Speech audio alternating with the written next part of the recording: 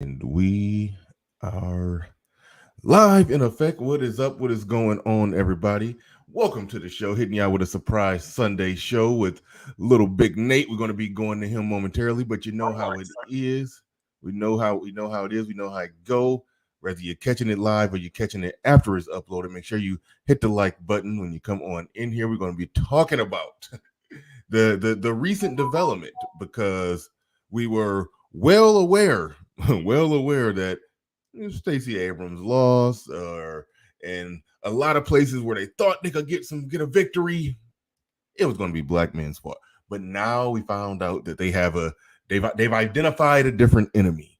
It's apparently Southern white women. That's right. The article says in the title, bold and blunt, that Southern white women are holding us back.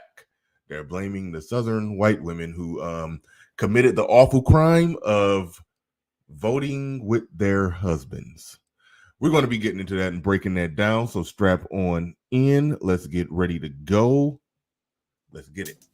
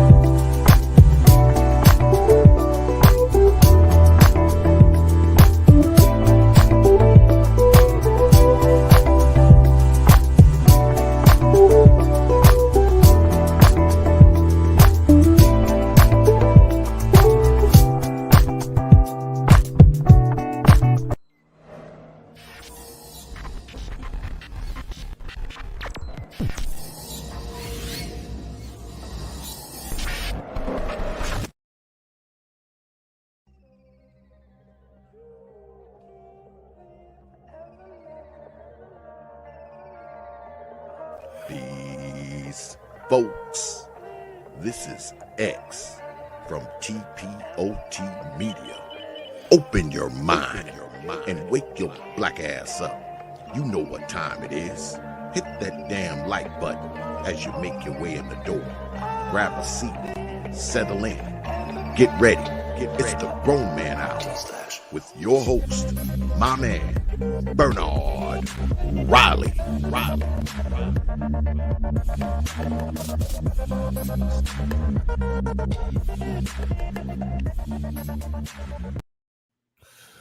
What's up? What's going on, everybody? Welcome back to the show. Do appreciate each and every one of you being in the building. I see 47 people in here already. Make sure you hit the like button whether you're catching this thing live or you're catching it after it's uploaded. Shout out to Kenneth Smith, who's Patreon, if I'm not mistaken. I think, yeah, pretty sure it's another Kenneth. That's a Patreon. But shout out to you if you whether you're a Patreon or not. Shout out to you. Shout out to Hood Service. Shout out to Mr. GQ Smooth in the building. Says this is going to be good. Absolutely, you already know. Shout out to Nick Taylor. Says, here we go. Shout out to everybody in the building. And before I even pass it to Little Big Nate, I'm going to read his first comment that he put up there. It says, trust me, there is no place you would rather be than here right now on the Bernard Riley Show at the Little Big Nate Show 2. And the subject is the white women's holding us back. And speaking of Little Big Nate Show 2, let me get that link already circulating through the chat room. We don't got to spend too much time on it, but y'all know Little Big Nate stay getting struck down. So I don't know what iteration of the Little Big Nate Show this link is to. Probably the third, fourth, or fifth one. I don't know, but that's where he's at right now. This link right here. This link right here. Moderators copy and paste that one and spam it out throughout the show. But without further ado, let's go to Little Big Nate in the building. What's going on? Welcome to the show. What up, brother Bernard? How you doing, bro? Doing wonderful. Glad to Glad to have you here. Glad to have you here. Man, it's always a pleasure to be here, man. Always. Yeah. I think we're going on about 3 years now. Been coming up to your platform. Our very first, as an invited guest, our very first stream was why I'm voting for Donald Trump. How apropos for that to be our first bit of content with me as a special guest. Awesome. Yep, no, absolutely, no doubt. Now, we getting into this thing here today. Yes, we are. Now, this is an interesting development. So I'll let you set it up before we get all the way into it. But you see what I got written right down there at the screen, right down there at the bottom, in a Washington Post article that they are basically blaming Southern white women. The black women say Southern white women are holding them back. In a Washington Post article, that is what they said. So I'll pass it to you to go ahead and give you your setup, your preliminary points on this one before we get all the way into it. Go ahead. All right. Again, I appreciate our gracious host, Bernard Riley, for allowing me to come up here. I shot him an email yesterday and a text. I said, "Hey, Bernard, man, you might want to check this article out. It's pretty goddamn interesting." And we're going to go through the article. And the article is by a lady by the name of Anita Tilla. Excuse me, Karen Tilla. Karen Attila. Her name is actually Karen? I believe her name is Karen. Yes. It's crazy. I believe it. Well, let me make sure. I got to pull up. Yep. I'm looking at it right now. It's Karen Attila. Karen Attila. Attila, something like that. Okay, but Karen is the operative word here. I was thinking Attila because he's a brutal dictator that destroyed millions of his people. So, I was kind of thinking maybe her last name was Attila. I apologize. But Miss Karen Attila, and this is not some obscure internet magazine article. This is the Washington Post, okay? One of the biggest newspapers in our country, giving this woman, who is a committed leftist Democrat feminist, the ability to explain just why Black America can't get ahead. And unbeknownst to us as productive, quality Black men, many of us single fathers, you have 2 single fathers on your screen right now. I got custody of mine in 2004. Bernard's told his story about getting custody of his 2 boys. Little did we know that white Southern women are the reason we can't, quote, get free. That's in the article. Yeah. Me and you, Bernard, with all that we're trying to accomplish in our lives for our children, for ourselves, we can't get free. We're doing all this in vain. All the hard work, all the businesses, what I'm doing with the Manosphere meetup, what I'm doing with my son, making him into a goddamn superstar, and the things I've done with my daughter, helping her to become, the woman she's supposed to be. All of it's in vain because these goddamn white women are now voting with their husbands and with the best of their white community in America, the conservative and Republican white male. My goodness. What are we going to do? What are we going to do, Bernard? Yeah. It's wild. And this has been a reoccurring thing ever since Donald Trump, came out, was dubbed the most, I guess, the most misogynistic president ever. The pussy grabber in chief. After he had all that on him, everybody thought Hillary Clinton was just going to be a slam dunk. Even I did. Well, hold on. Let me back up. What was your thoughts going into that election? Did you think Donald Trump was going to win? Oh, absolutely, because there are legitimate pollsters who said Trump is absolutely going to take this. It's the leftist, demonic, Marxist media, all working in unison, including Fox News, who told us it couldn't happen. On all of the Sunday shows on Fox, CBS This Morning, Meet the Press, all the Sunday shows, This Week in Washington, all these network shows had Republican pundits, Republican political strategists telling us to vote for Hillary Clinton. I knew then that Donald Trump was going to win because the establishment, the demonic establishment, both left and their right puppets, were telling us to vote for one of the most evil human beings on the face of the planet Earth, Hillary Clinton. In the conservative movement, we call her Hillary because that's what she does. If you don't believe me, Google the term arkancide, homicide, but replace it with arc and side. And you'll see the number of people who have mysteriously been brought to their demise closely related to the Clintons. Okay? But of course, that's not what this is about. So let me get off of that because I'll spend 2 hours on that alone. Yes. Okay. So what I was asking you, or what I was gearing up to ask you, is that we saw the early phases of what's happening now. Essentially, the like when white women in 2020, they voted for Trump at a very high level, where about 56% of white women are voting for the Puniti grabber. How about that? Yeah. Shout out. See, and this is going to get me in some trouble, but I'm always in trouble, so I don't care. Shout out to the white women of America. I'm going to shout out white women several times on this stream. Not all white women. I could care less about those pasty scumbag leftist pigs in the feminist movement. So when you shout now white women, just Rachel, you mean tell me Rachel Maddow was not included? No, sir. No, Rachel Maddow, Joy Behar, Miss O'Donnell. No, none of these women are included. None of them.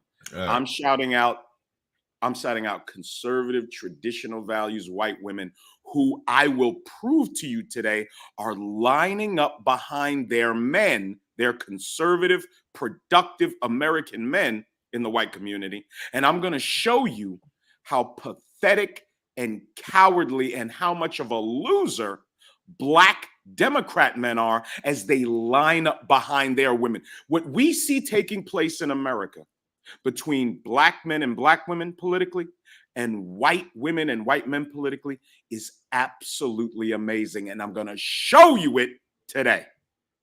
Yes. Absolutely. Now, as we get into it now, it's good to preface everything by this right here, because we want to get a view of what it is that they're complaining about. If you want to get a view of what it is that they're complaining about, this was the Texas race for governor. Okay. Yes. You look down at the bottom. It's Black women voted for Beto at 90%, Black men 78%. All right. You can see what Abbott got 9% when it came to Black women. Okay. You can look right there at the top, and you can see white women in the South are not voting the way that Black women vote. Ooh, and they're expecting that. They're like for the Black women are basically saying that, even though they always say Black women, well, we didn't start this feminist movement. That's not our thing. You can't just throw it all on us. Blah blah blah blah blah. Face of it today, bro.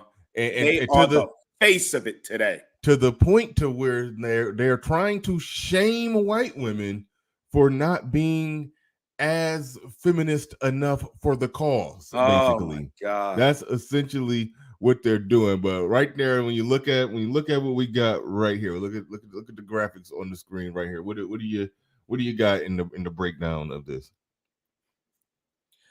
This is amazing. And this is the state of Texas, and we're also going to look at the state of Georgia.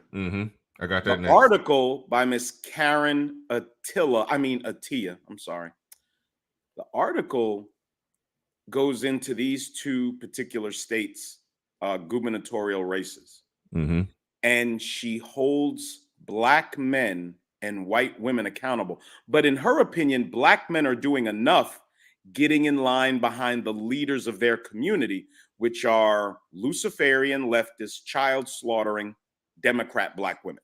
Sorry, Look, I know that some people may find that offensive, but I'm sorry. Little Big Nate tells you the truth, even though the monsters at ScrewTube love to strike my channel. My channel struck. My channel is struck right now as we speak. I can't broadcast from Nate Dogg 74, not because I've said anything wrong, but because I stand on principles. And to be quite honest with you, I'm the most eloquent speaker probably anywhere on the YouTube platform. So they punish me for that. They have punished me for doing a stream called Why Voter ID Laws Are Not Racist, where I said Black people are smart enough within a 2-year period between elections to get a picture ID. They struck my channel for misinformation. They struck my channel for saying, for comparing the 1989 Gillette The Best a Man Can Get commercial with the 2019 misandrist, man-hating, natural order ordained by God-hating feminist Gillette commercial that cost Gillette $8 billion in market share. Holy shit, I didn't know it cost them $8 They had to billion. write down the valuation of the company, $8 billion, because they associated with these filthy, woke, feminist monsters. And my channel got struck for that, for misinformation, for comparing commercials. These monsters hate me at YouTube. So you should really think about coming to listen to me wherever I am. Now, and we talked about this one previously, the race for governor, Abrams and Kim, and this is a more popular one that was a little more closer to home. Stacey Abrams has a special place in our heart around here. we were watching this one close, and this was the race in particular where we could truly see, what we talk about in this space playing out in real time. Now, some would argue that, 84%, according to the exit polls, and we had a debate over how accurate exit polls are, but the fact of the matter is, they're all we got. They're all we got, whether you think they're accurate or not. Yes. Exit polls are essentially showing that 84% of Black men did vote for Stacey Abrams, but we are seeing a divide. If you look at Latino men and Latino women, you could see you could see how, hell, they're almost right down the board. Yes. Look at white men and white women, they're real close. So you see a wider gap with Black men and Black women. You see a wider gap. So there is a divide that we've talked about here. There's a political divide between Black men and Black women. We've talked about that for quite some time now, and we're seeing it play out. So go ahead. I'm sorry, I didn't mean to interrupt you, Bernard. Go ahead. But go it's ahead. it's not a very profound one, because I was somewhat disappointed. Yeah. At the fact that 84% of Black men still voted for the nightmare known as Sturdy Stacey Abrams. She is a literal nightmare. Okay. I broke the story in this space about Project Queer Atlanta. I have it pulled up. We can bring it up later.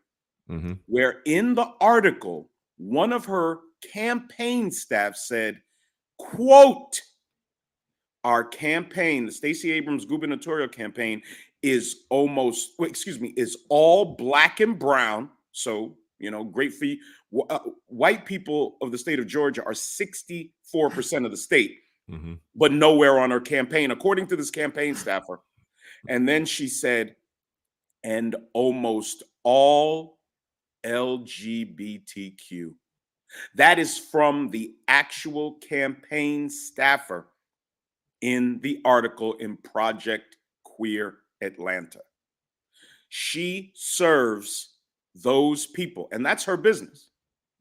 She does not serve men like me, men like Bernard, men like the men in the chat. God forbid the men in Atlanta that we met at the Manosphere meetup December of 2021. She does not serve those men in any way, form, or capacity. She just doesn't. The Democrat Party does not serve men like us, period. They just don't. And what you see in that breakdown, if you could throw that back up, Bernard, I'd appreciate it. Okay, What my you bad. see, Hold what on, you where we see go? in that breakdown is white men, 76%. I want to take a minute and give a round of applause to the white men of Georgia. Shout out to the white boys of Georgia. I grew up with a bunch of white boys in Georgia. I know them well, okay? Mm-hmm. White women, look at this. White American women in the South are lining up behind their men. So when Patti, no, not Patti LaBelle, when Aretha Franklin, and the lead singer of the Eurythmics did a man-hating song in 1984 called Sisters Are Doing It for Themselves, where in the very beginning of the video, a caveman is dragging his woman into a cave, and then they showed a woman in a wedding dress getting drugged by her hair, Bernard. That's what the Luciferian left and feminists and the Democrats think about marriage. Marriage is the single safest place on earth for a woman. There is no place safer for a woman than within a marriage. These filthy, lying monsters on the left in feminism tell you these, I call them the pasty skunks. You know, for those of you, well, Nate just beats up on black women or black people. You dumb nigga. I have attacked white liberals on my show more viciously than any people in this space have attacked other white people. I slaughter white liberals. I call the white liberal the devil. Okay, I'm the guy that said the white man is not the devil. The white liberal is. Shout out to Malcolm X. He warned you about these filthy goddamn degenerates, these white, dirty, lice-ridden liberals. And then what do? You follow right behind them. But the white woman is waking up. The white woman is getting behind her most intelligent and her most productive group of men, Republican, conservative white men. And what are black men doing? Still, the overwhelming majority lining up behind this terrible nightmare woman that destroys everything she touches. The black American woman in the sisterhood, the black Democrat female. You don't believe that she destroys everything she touches? We can talk about all the black female mayors, including the mayor of Charlotte, North Carolina, who's on her second term and is literally destroying the beautiful metropolitan city known as Charlotte, North Carolina.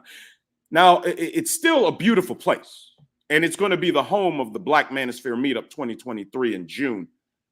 But there are problems that are now becoming so evident as someone who raised his children in the city of Charlotte, at restaurants, at parks, at museums, at functions. I see what this black female nightmare mayor from the Democrat Party is doing in the city of Charlotte. And we can get into that too. All right.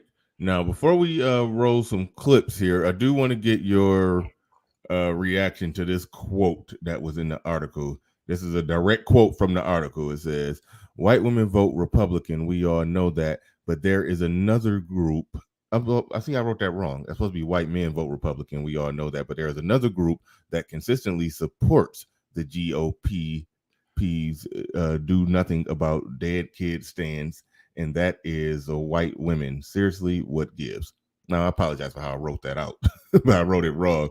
But it's basically saying white men vote Republican, and we know that, and we all know that. But there's another group that consistently supports the GOP's. I don't even know what the hell they thought. They said GOP's do nothing about dead kids stance, which is ironic because it was the It's so insane. Oh my God. The GOP is fighting for women to not have the ability to kill a kid in the womb. But what she's talking about is the incident in Uvalde, Texas, the school shooting. That's what she's talking about. Right.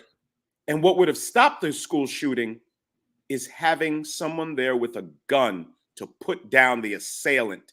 But these these demonic nightmare monsters, the ABWs on the left, the ABWs in the sisterhood. I will never say black women are the worst women in the world. I would never say that. I have a daughter that I raised, and I know some decent black women. But I will say that black women in the Democrat Party are the single worst human beings, possibly, you know, very close to black men in the Democrat Party. Worst human beings on the world, in the world. I'm sorry. They just are. And I can prove it. I can prove it. All right. Now let's fire up some let's get ready to roll some of the not so beautiful bean footage, unless there was some other quotables you wanted to throw out from the article before we got into that. Well, I want to get into the article, maybe not now, maybe later. That'll be fine. I actually want to read through it because there are some very telling quotes in this article from Miss Karen Attia in the Washington Post. Again, this is not some obscure internet magazine off in the corner of the WWW world. Yeah, it's the Washington Post. Is Washington Post, y'all. Yeah, okay. So go ahead and get your links shared ready to go. All right, go ahead and get those ready to go. But and please, I haven't seen any super chats. Can we please have some super chats, please? Thank you. And get the likes up. I greatly appreciate that too. Thank you. Right on. Kristen Hutchinson in the building. Reminding everyone, those of you in the Detroit area, to come hang out with Bernard Riley. That's me. And a few fellow Black Manosphere bros at Barcade in Detroit for games, drinks, November 21st, 8 p.m. to 11 p.m. No cover charge or fees. More info at the link provided right there. More info at the link provided right there underneath. Click on that link if you are in the Detroit area and are interested in coming on out. We greatly appreciate you. Greatly enjoy having you there. This is when we got together and did it. This was the one from 2 months ago. 2 months ago. This will be the third time we'll be doing it. So definitely excellent. Definitely Salute. come on out and definitely come on out and be a part of it. Definitely come on out and be a part of it. So all right, let's get to it. What we got here? All right. Let me pull down some of my on-screen graphics. I don't know if that's is not really in the way, but I'll still pull it down. All right, go ahead. What we got here? Here we go, folks. Shout out to our good friend O'Shea Duke Jackson. This is from his channel. Stacey Abrams supporters are crying and complaining after black men rejected them.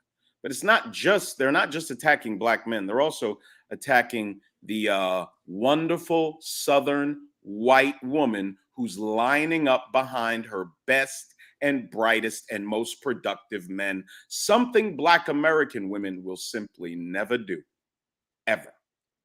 Not a majority of them anyway. Mm-hmm. But of course, we got this brother behind this beautiful Stacey Abrams mural that I'm sure are all over the city of Atlanta. You know, I'm sure we can find black men twerking in front of them too. Yeah. Oh, no. A lot of black men twerking in Atlanta, y'all. Good deal. We'll come back. Wait, hold on. Before you play it, hold on, push pause. Yes, sir. Yeah, hit the box to enlarge it. I don't know if it'll get Oh no, well I've already enlarged it on my computer. Oh, okay. Okay, well, now if you put us at the bottom, it'll get bigger. Yeah, it just looked like the box in the far right corner. I don't know if you hit that. Just click it. Yeah, I did hit it. I did. Okay. Yes, all right, cool. Yes, sir. That's as big as I can get it. All right, here we go. In Georgia, but I went on Stacey Abrams' website. Jesus, man. Like, this woman has everything laid out as far as what her plans is for her administration. She has everything laid out on her website. It's a lie. She's about to bring up that ridiculous attempt to get black men in the state of Georgia to believe that the things that were on that list were exclusively for black men, while none of them were exclusively for black men. None of them. They're liars. That's what they do on the left. I'm not saying they don't lie on the right, but if their mouth is moving on the left, they're lying. Period. I'm telling you right now, the number of men that I keep seeing on Twitter or social media talking about, well, I'm not going to vote for her. What has she done for me? Oh my God, you really like having that boot on your neck, huh? The boot, Bernard, is not the white man. These demonic ABWs on the left, the only boot on black men's neck is the boot that curses them out when they think for themselves politically. The boot that tries to shame and guilt them into voting the same self-destructive way that they vote. That's the only boot on black men's necks today. The big, heavy boot of the nightmare ABW on the left, telling black men what they can and can't do politically. This is your oppressor right here. Right here. Not all black women, but all Democrat black women. Really want to sit there and have that boot on your neck, and then you want to sit there and beg for scraps and crumbs. Sweetheart, your oppression, your inability to level up does not make you. Now black men don't have the ability to level up. Do you see how hateful these demonic, satanic black women on the left are? They have nothing but contempt and disrespect for proper black men. They don't make distinctions, Bernard, between the black men that are actually doing the job, black men like me, like you, like I'm sure several men in the chat. Shout out to motherfucking Nick Taylor. Black men that handle their business, and we show it. They make no distinctions. They just say none of us can level up because this nightmare woman has never had access to a quality black man because she's a boss bitch that has to run everything. And what do? They run it into the ground, Bernard. That's where they run things, into the ground. Not all black women, but all black women like this. What I'm trying to figure out here, how does she make the connection between a black man not voting for Stacey Abrams, a black man leaving the Democratic Party, a black man taking his vote somewhere else, whether it's to the Republican Party or whether he's just voting Green Party, whether he's writing in Patrice O'Neill, whatever the hell?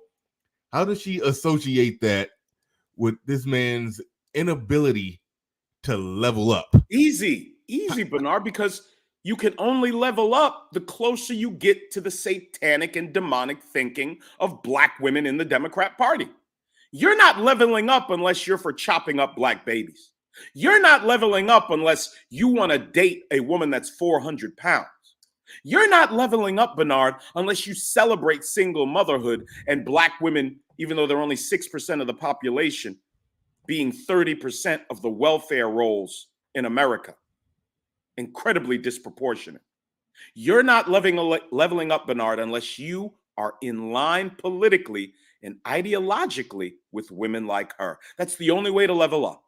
Have a single parent household, beat up black women in the middle of the street, and chop up your babies whenever you're ready. That's leveling up in the mind of monsters like this. I am not saying black women are monsters. I'm saying black women like this are. Let's continue. You're bro. It makes you a clown. And this is why people can't fucking take you serious. The reason people don't take black American men serious is because black men fall in line behind monsters like you. These vile ABWs on the left, all they do is curse. Every upload to the internet, they're cursing and showing how horrible and masculine they are and why nobody marries women like this. Nobody. These are the most single women in the universe, not in the world. These are the most single women in the universe.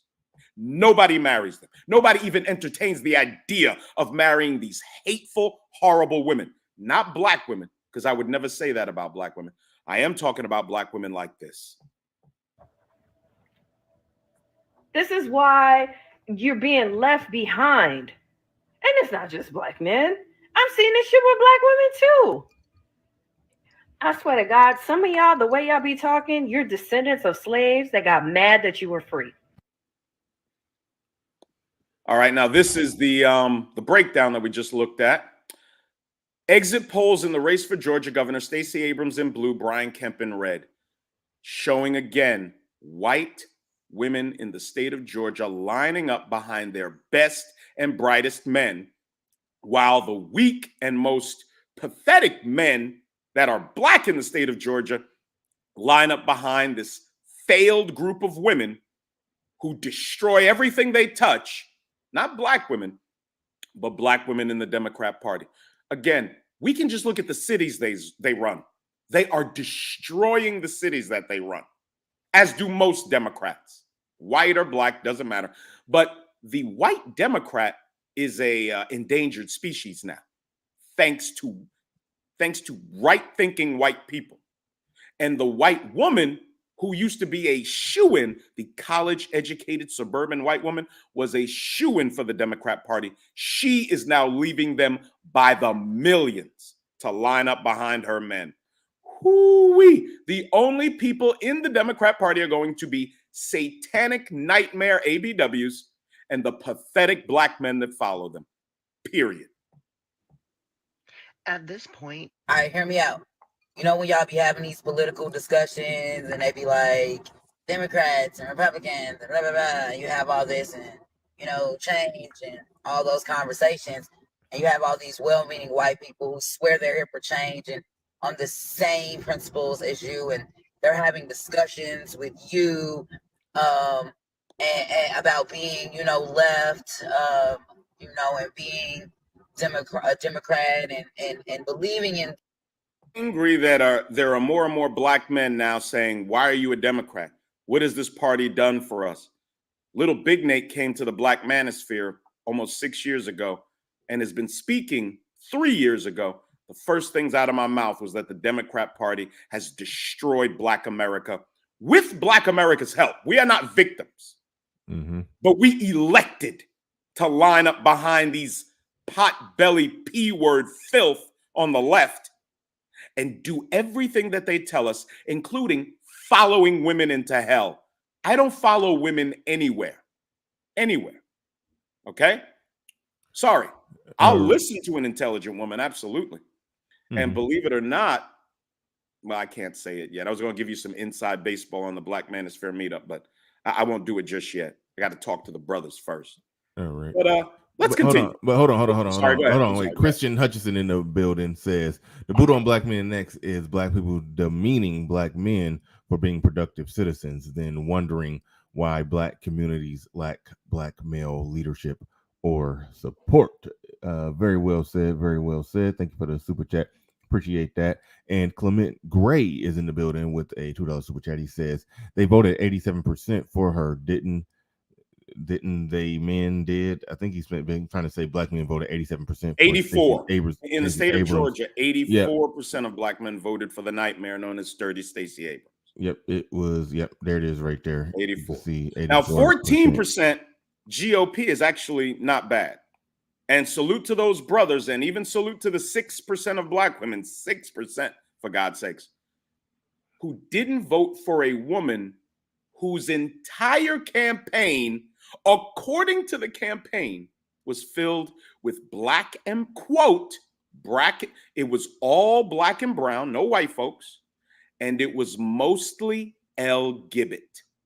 That is according to the campaign staff itself in Project Queer Atlanta, and I have it pulled up. I'll drop it in the link so people can see it. But let me know when you're ready, sir. Yep. And all right, let's continue. Celine, hold on real quick. Celine in the building. When they're having those conversations. Hold on, give me a sec. I'm sorry. Give me a sec. Yeah. All right. Yeah, Celine in the building says, my dad's a conservative. I voted for Trump with him. Right on. Good for you. Good for you. Voting with your daddy. I like it. Yes, but, women following the men of their family is the natural order of things. In satanic, backwards, demonic, black Democrat America, everything is switched. Weak, effeminate men, and you're about to see some really effeminate niggas. Weak, effeminate black men follow behind black women in black America. And that's why black America is a nightmare to be a part of. And that's why we're separating, again, another little Big Nate idea I came to the manosphere with, separation. We're separating from the rest of black America. We're not saving the community. We're going to build a community of productive, family-oriented people. That's what we're going to do. People have accused me of wanting to take over the manosphere with the shit that I'm doing, the way I work behind the scenes. I don't want to take over the manosphere. What I'm going to do is build out the conservative wing of the house known as the Black Manosphere. I'm going to build it big and beautiful and powerful. Watch me. Just watch me. Here we go. I need you to know they're only having those conversations truly with you. 8 by 11 people do not discuss. Do you know what 8 by 11 people are? I have no idea. She literally said, she's talking about white people. She says 8 by 11 people really don't care about. Listen to this insanity. What is 8 by 11? I don't know what 8 by 11 people are, but listen to this. She literally says 8 by 11 people. 11 people do not discuss. 11 people. Hold on a second. Just push the arrow back. Truly with you. 8 by 11 people do not discuss the actual issues with other 8 by 11 people that they know don't agree. So I really need us to realize that part. Your friends are not talking to anyone. They're not.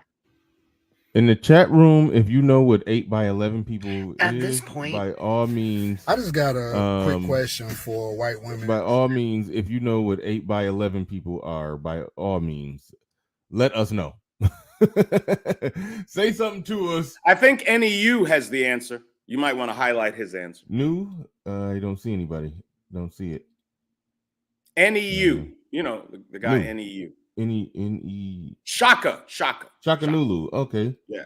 White paper. Oh, we've learned something, but no. That's actually genius. Wow. That's actually 8 genius. by 11 people. Wow. I see what they did there. That's pretty cool. I like it. I like it. Gotta love them, dog. All right, go. Hold on before we play ball.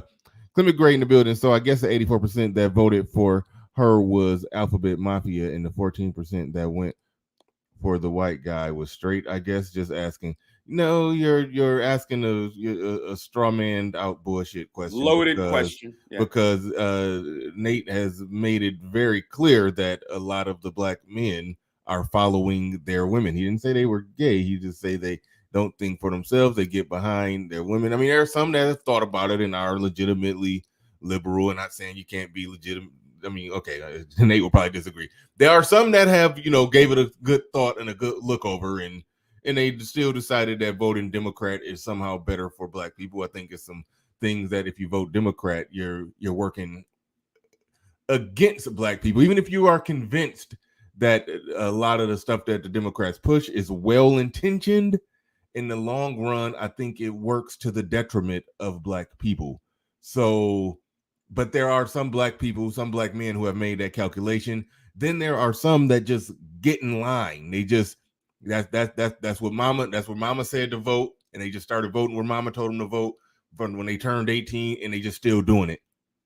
They just still so that's a thing as well, and that's what we're talking about when we're talking about black men not thinking for themselves, because you just don't see it. You just don't see it anywhere. Whenever you look at demographics of voting, you just don't see what we're. Hold on, let me get this off the screen. You don't see what we're talking about. You see no group or no party just voting that much at that rate for one party mindlessly, that consistently, mindlessly. Yeah, you just don't see that. Now we can clearly lay out and eye out how it's beneficial for black women to vote for the Democratic Party at that rate. It actually makes sense for them to. I mean, well, it doesn't in the long run, because I talked about how a lot of those things end up being a detriment to the community as a whole. But we can look at it. We can legitimately look at it and see from a short-sighted standpoint why they feel like they get something, or why they feel like they get something for voting that way. We can clearly look at it and see the dots that they connect. There's no dots to connect with black men. It's almost like the Democratic Party strategy is we're going to appeal to black women. We're going to give things for black women, do things for black women, give black women things, elevate, lift them up, anoint them, and hopefully black men just fall in line. And we literally hear them saying, fall in line behind us. And then there's audio of some of them actually saying, I'm not saying they speak for all, but there's audio of some of them actually saying that, well, you didn't do none of the work to do to get us in office or get us in this place or to put certain politicians in place. So don't expect that you're going to get some benefit from it. But we still need you to fall in line and be like the damn Unsullied in Game of Thrones. That's what we need y'all to do. So we can clearly lay it out and see that it's nothing there. And not even that black men should have their hands out like, well, what are we gonna get? But it's no logical justification in black men voting for the Democratic Party at the rate that they vote for it. It's no logical basis to that, and that's what we're saying. We're not saying that the 84% that voted that way is gay, and I think you knew that. So very disingenuous. Of course you did. And may I address that? Absolutely. I'm trying to find it and pull it back up. I'm not going to call them. I don't call them gay, but I do call you pathetic. I do call them effeminate, and we're about to see some very effeminate black men demanding that black men get in line behind black women. Very, very effeminate. One of the men you're going to see is talking, laying in the bed with his face in his pillow. Talk about effeminate. But what do you expect from black guys that vote Democrat? I would love for that gentleman to come up and defend voting for the Democrat Party. Just defend it. I don't tell black men to vote Republican. I tell black men to vote their interests. And then I tell them to look at the Republican Party's platform of lower taxes, of deregulation, of cutting capital gains tax. Don't we talk about opening up the businesses all around here? Well, a 15% capital gains tax rate would be magnificent for you. Also, not promoting the idea of a $20 an hour minimum wage would really help small business people. But if you get me talking about that, I'll take an hour out of your show too. That's one of those things, but hold on. Our enemies. That's one of those things again where it's easy for people to be fooled that this is well intentioned. That's helping the little guy, raising the minimum wage. How could you be against people making more money? It's because I'm sorry, that thought process right there leads a lot of people, I think a lot of black men, to legitimately think the things that the Democrats are pushing for is actually something that's beneficial. But I remember I was watching Thomas Sowell, and when he said he was younger then, but he's still brilliant. He was on his way to becoming what he ultimately became, a guy who wrote hundreds of books at this point. But he but even as a young man, when they were talking about raising the minimum wage, and he was like, okay, great, that's fine. But then he ran the numbers and did some calculations on it, and he said, if they raise the minimum wage I forgot what the amount was back then, but he was like, if they raise the minimum wage to this amount, I would be out of a job in 6 months. It's like, he's an economist. He ran the numbers. He ran the numbers. This is a black man who ran the numbers and was like, yeah, this won't overall be beneficial. So again, there are some people in a short-sighted sense, because Nate sometimes hit him with that broad brush and say, the demon-crat Luciferians, but no, there's some of them. There's some of them that have legitimately been convinced of things, and then and for them, I hold out some hope that a good conversation could possibly bring them over. Now, some of them have been in those good conversations. Shout out to Mark Lamont Hill, who we've seen get debunked and refuted, but then he's still toting the same party line. So there's that. But some of them, have came to their conclusions that they're honestly wrong. I'll say that. Some of them are honestly wrong, but some of them are outright disingenuous. Some of them are absolutely everything that you say that they are. Some of them, but I definitely give you that. Understood. All right, I'd like to continue with the video. Yes, go ahead. You got it. You got it. Let's listen to the first of a couple of effeminate loser black men telling us how wrong we are to think for ourselves. This is the Black American man's mind on Democrat ideology, y'all. Take a look. At this point, I just got a quick question for white women in the state of Georgia. How does 73% of y'all vote for Brian Kemp? You stupid, effeminate, leftist Negro boy. They vote with Kemp because they're voting with their men, which is what a woman is supposed to do. But according to this degenerate black male who's a Democrat, we're supposed to line up behind our women. All the while, these black Democrat nightmare whores run their mouths about not having black male leadership. Where's the black male leadership? How come we don't have black men leading us? And then you get black men like this condemning women, white women, for doing what they're supposed to do. I told you, shout out to the white women of Georgia. Shout out to the conservative, traditional values, white women of the state of Georgia and Texas, showing all the other women how things are supposed to be done. But weak, effeminate Negro males like Mr. Sit in his car here wants you to follow black women's leadership into political hell. And again, this is not a slight on all black women. This is a slight on all black women who think they should be running the black community after 40 to 50 years of you running it into the ditch over and over again, to the point now where there almost is no black family anymore. Right. Almost none. 70% of Playboy. y'all voted for Brian Kemp, according to the exit polls. They ain't that wrong. 73% of y'all. A man who's actively supporting having some of y'all's rights be taken away. What has Brian Kemp done for you all? What rights are being taken away, Bernard?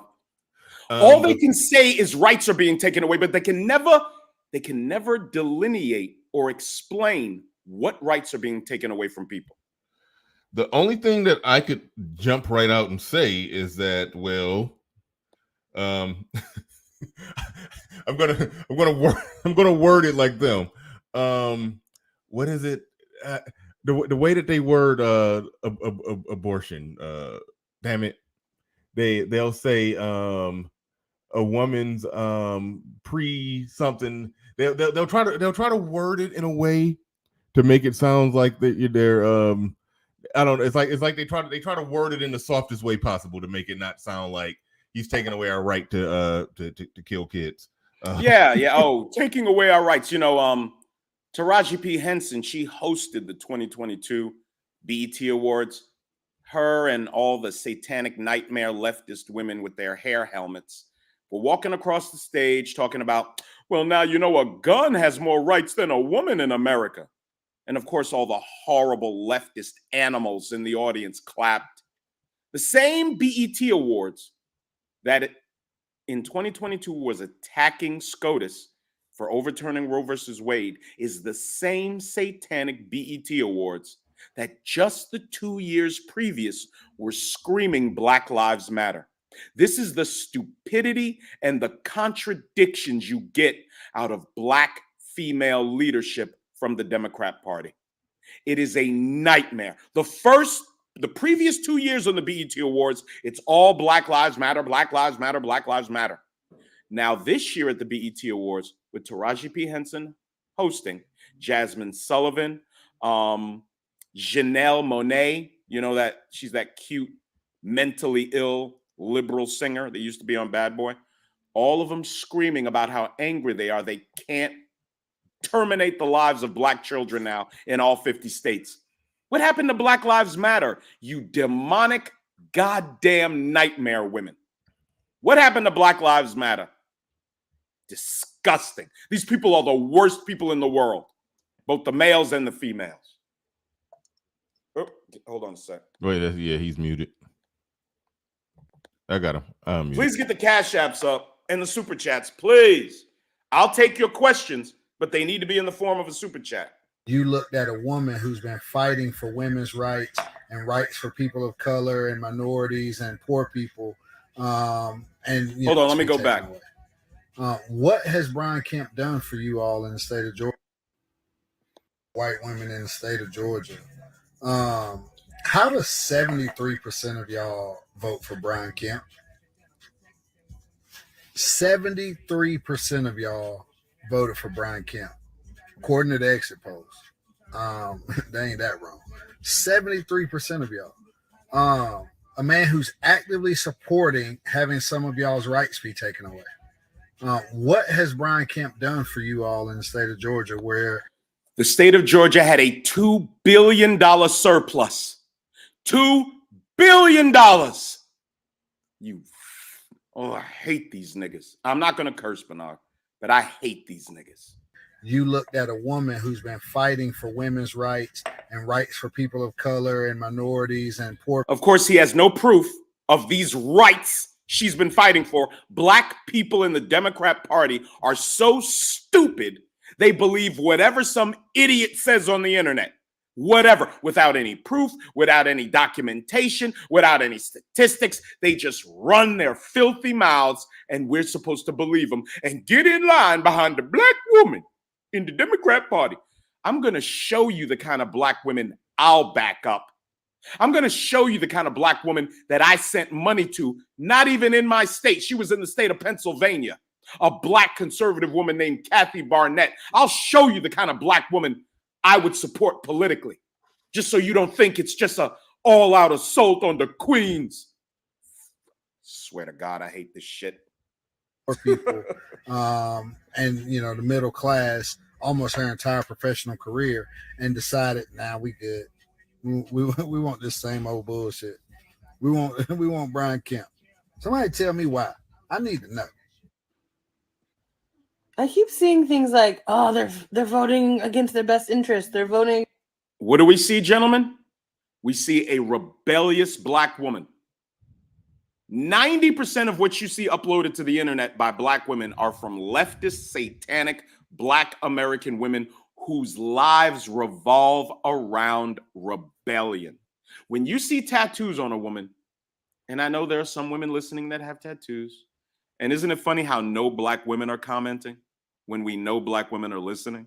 Isn't that weird? This is how terrified they are of me, all right? When you shouldn't be, because if you're a decent woman, you don't have a better friend than me. But look at the rebellion. The earrings in their nose is rebellion. Most of the tattoos you see are rebellion. Gluing other women's hair to their head, rebellion. They are the most rebellious women on earth. The American black woman in the Democrat Party. All right. Celine in the building with the $2 super chat. She says, when she said 8x11, I thought she was talking math. No, they're talking about white paper. At least that's what Shakanulu said. And I think that makes sense. And it's pretty damn funny. Black Thought in the building. He says, any man following this woman may be fruity. I'm assuming he was talking about Stacey Abrams, or that's what I assume he's talking about. Clement Gray back in the building says, Nate is right. They effeminate at best. Weren't you the one who also asked that disingenuous question? Okay, so he's just all over the place. You don't know. He don't know. Okay. Shout out to Clement. Shout out to Clement Gray. Shout out to Clement. Shout out to him. Shout out. Maybe I've changed him that quick. He got deconverted that fast. I don't know. I've converted. This is the God honest truth. I've converted over 24 black men in the last 15 years from the Democrat Party. Even some in this space. Mm-hmm. Oh, yeah. That's what I do. I don't make them Republicans or conservatives. I get them away from the Democrat Party so they can think for themselves without fear. And if you want that, you need to come to the Little Big Nate Show too, and come to Nate Dogg 74 when these devils stop striking my channel. All right. Kristen Hutchinson in the building says early 20th century black NAACP were against the minimum wage. Interesting. Very interesting. They knew blacks undercut white men labor markets. Companies hired white men versus pay black men a full wage. Very interesting. Yeah. Shout out to Kristen Hutchinson. Do appreciate the super chat and the info. Yes, please send those super chats in.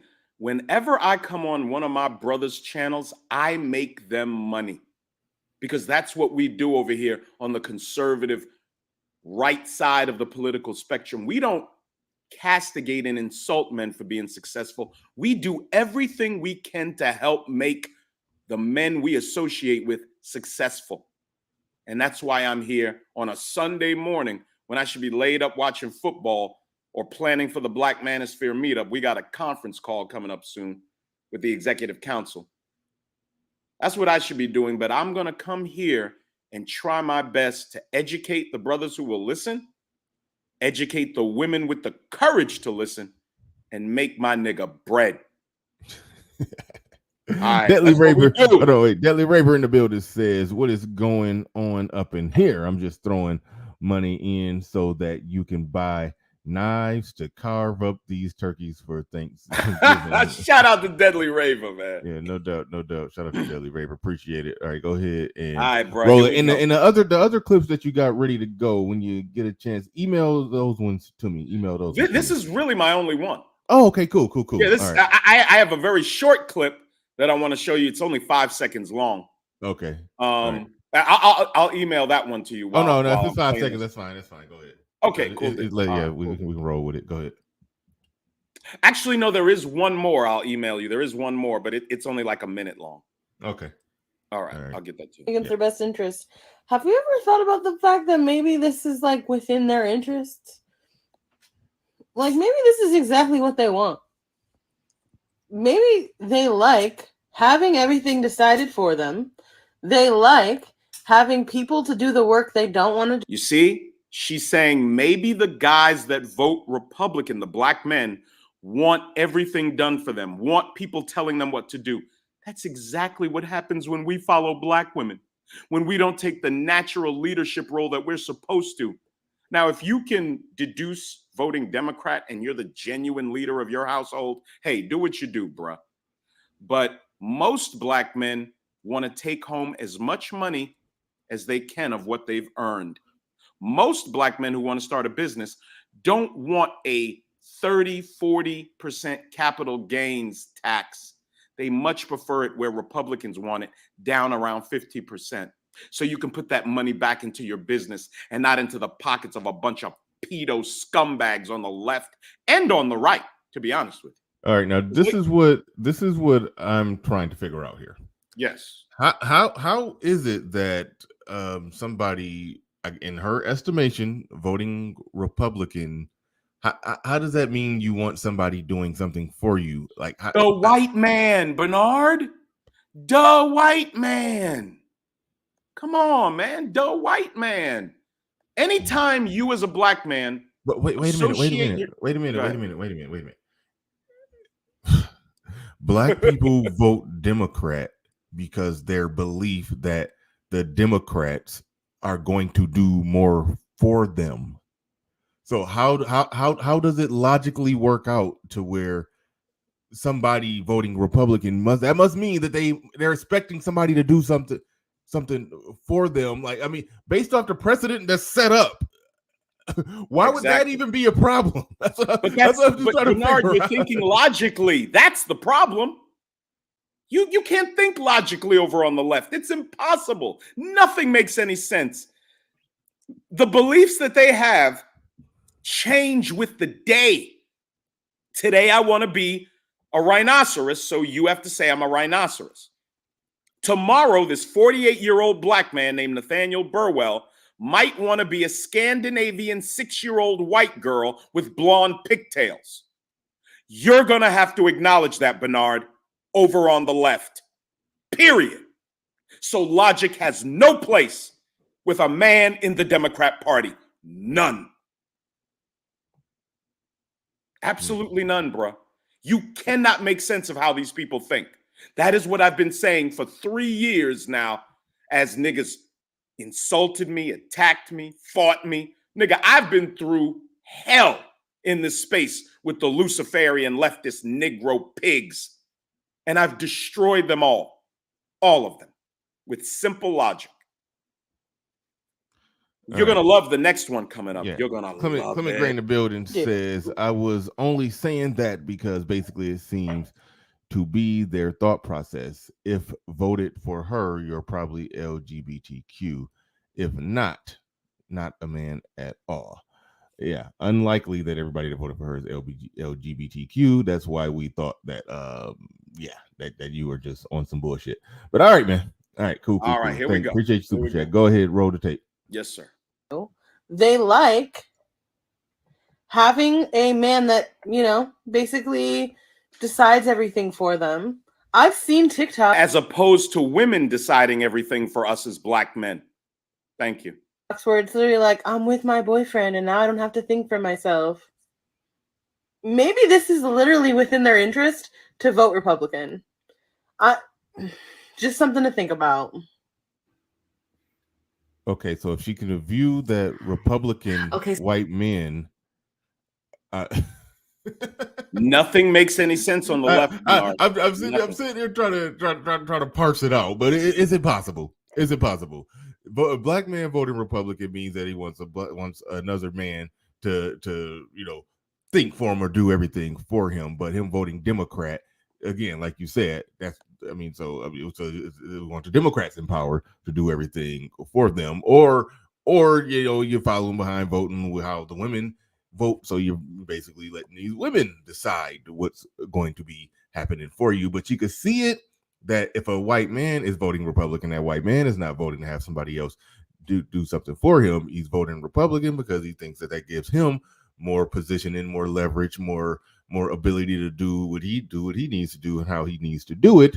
It just blows me away that she don't think that black men would also have that same thought process, that one side is more limiting and one side is there's more freedom to do what you want to do, how you want to do it on the other side. That black men wouldn't want that. The same benefits that white men get from it. And you could argue that, okay, there's a difference here, a difference there. We can, you know, nitpick over certain things, but overall, one party obviously leans more patriarchal and the other party doesn't. Absolutely. So black men voting with the party that leans more patriarchal, that means they want somebody to do something. That means they don't want to be in the lead. Versus if they vote for the party that doesn't lean patriarchal, that means that they somehow would be more in the lead. It's like it's literally making no sense at all. None. Literally making no sense at all. Nothing makes sense. And look, there are things that don't make sense coming out of the Republican Party too. What disingenuous leftist blacks want to do is to believe that all these legitimate criticisms of the left means you're open to whatever the right wants to do. I have done streams condemning and attacking neocons and rhinos. We hate these people over in the Republican Party. And what does the Republican Party do with its trash establishment leadership? They throw many of them out. Donald Trump ran MAGA candidates in Republican primaries in dozens of races, and he had a win rate of 93%. That's action. I don't care what any of these Luciferian leftist Negro boys say out of their mouths. That is action. Tell me what you've done with the pro-pedo filth and the LGBT monsters who promote everything that destroys the basic American family. Tell me what you've done to get rid of those people. You don't get rid of them. You give them states to run on the left. What did the right do to Tomi Lahren when she said, first of all, she's not a conservative. She's a fake, phony, blonde bimbo bitch. That's what she is. She's a fucking phony. But Tomi Lahren got on her Luciferian leftist soapbox, her feminist soapbox, and had the nerve to say all men are trash. And in 24 hours, conservative American men shut that monster down. She had to come on her channel and apologize. Show me where one filthy feminist ghoul on the left has ever had to apologize for her misandrist statements about men. They don't punish these filthy animals. They put them in positions of leadership. That is a difference of night and day between the two parties. And you can't run from it. Man, they two sides of the same coin. I mean, two feathers of the same bird, two wings of the same bird. You're full of shit. There are things that they are the same on when it comes to corruption and evil. You're right. But there are also some pretty profound differences between the two parties. You're not going to get away with that shit when you debate me. Ever. Ever. Here we go. So nothing has changed. Nothing, absolutely nothing has changed. And, I'm never going to be optimistic about the progression of women in this country, knowing that all I need is an election to know how you truly feel and what you truly think. You're not voting for your womanhood, you vote for your color.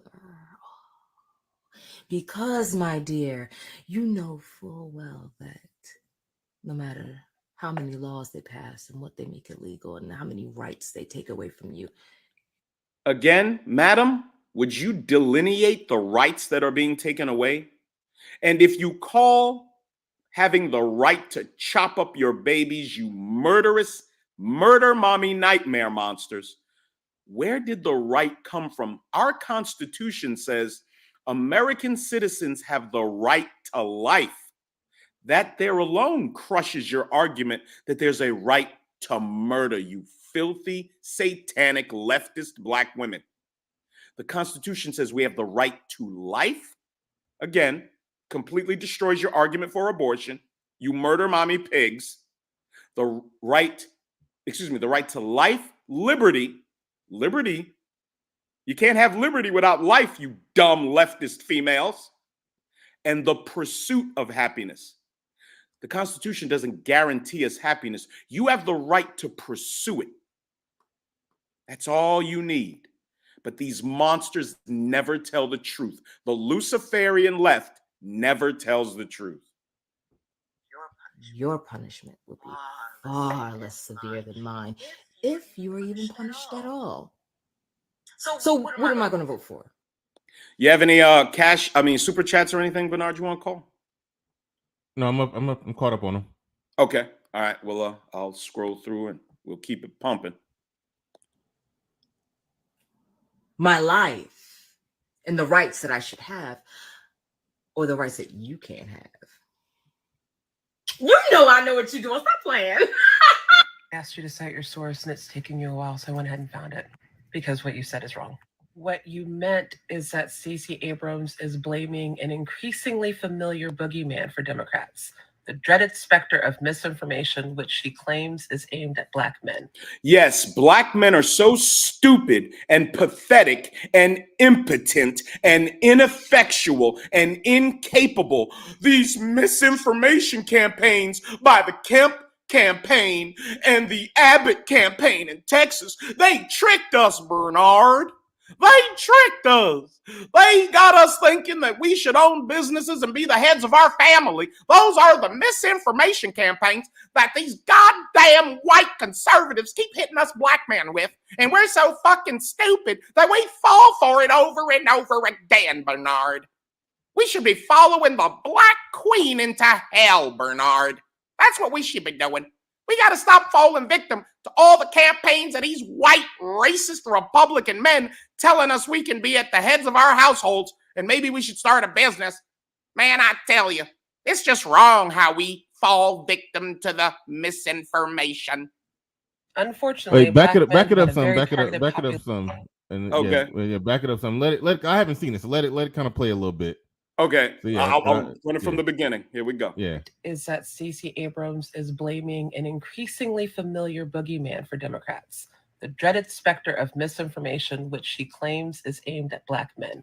Unfortunately, Black men have had a very targeted population for misinformation. She is placing the blame on the misinformation that is being fed to Black men, not Black men.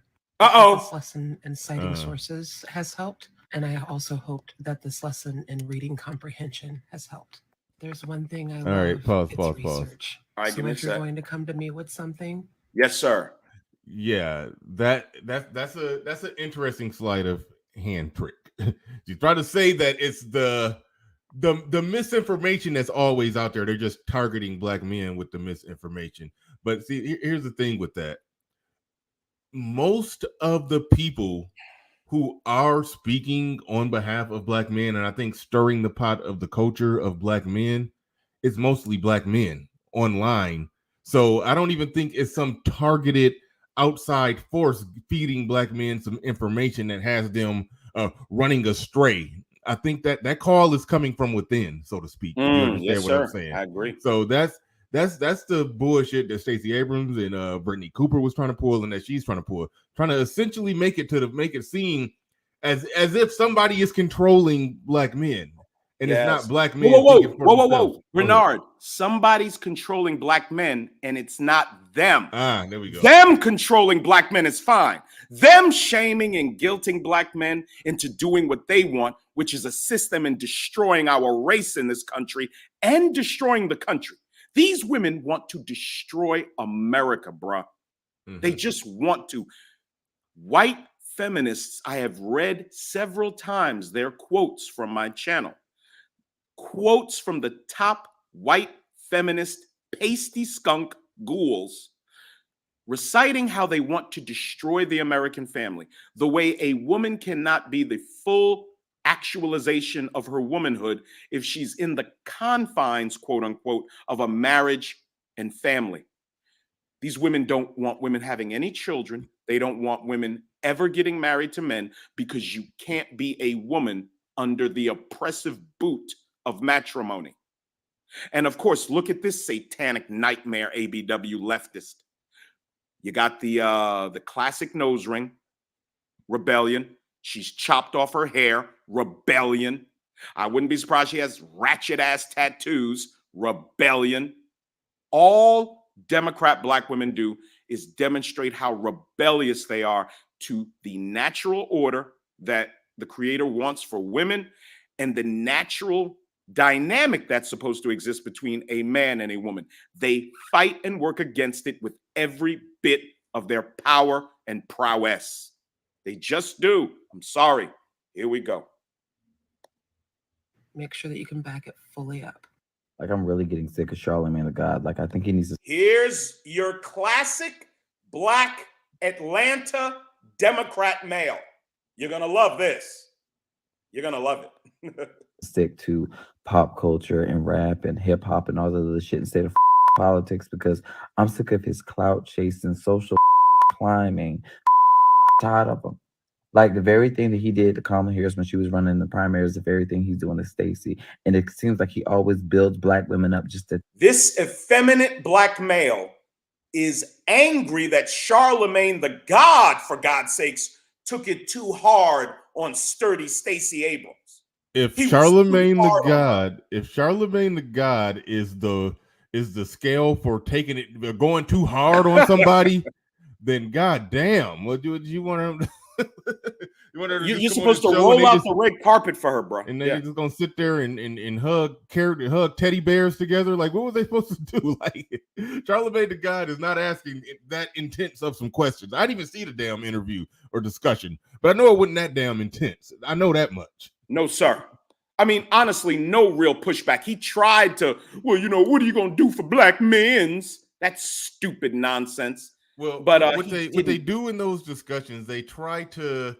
It's basically like he has questions in a "I'm going to stack them up so you can knock them down" kind of way. It's like exactly. It's like so he does those type of questions, the friendly interview type of questions where you ask leading questions to set the person up to get their talking points out.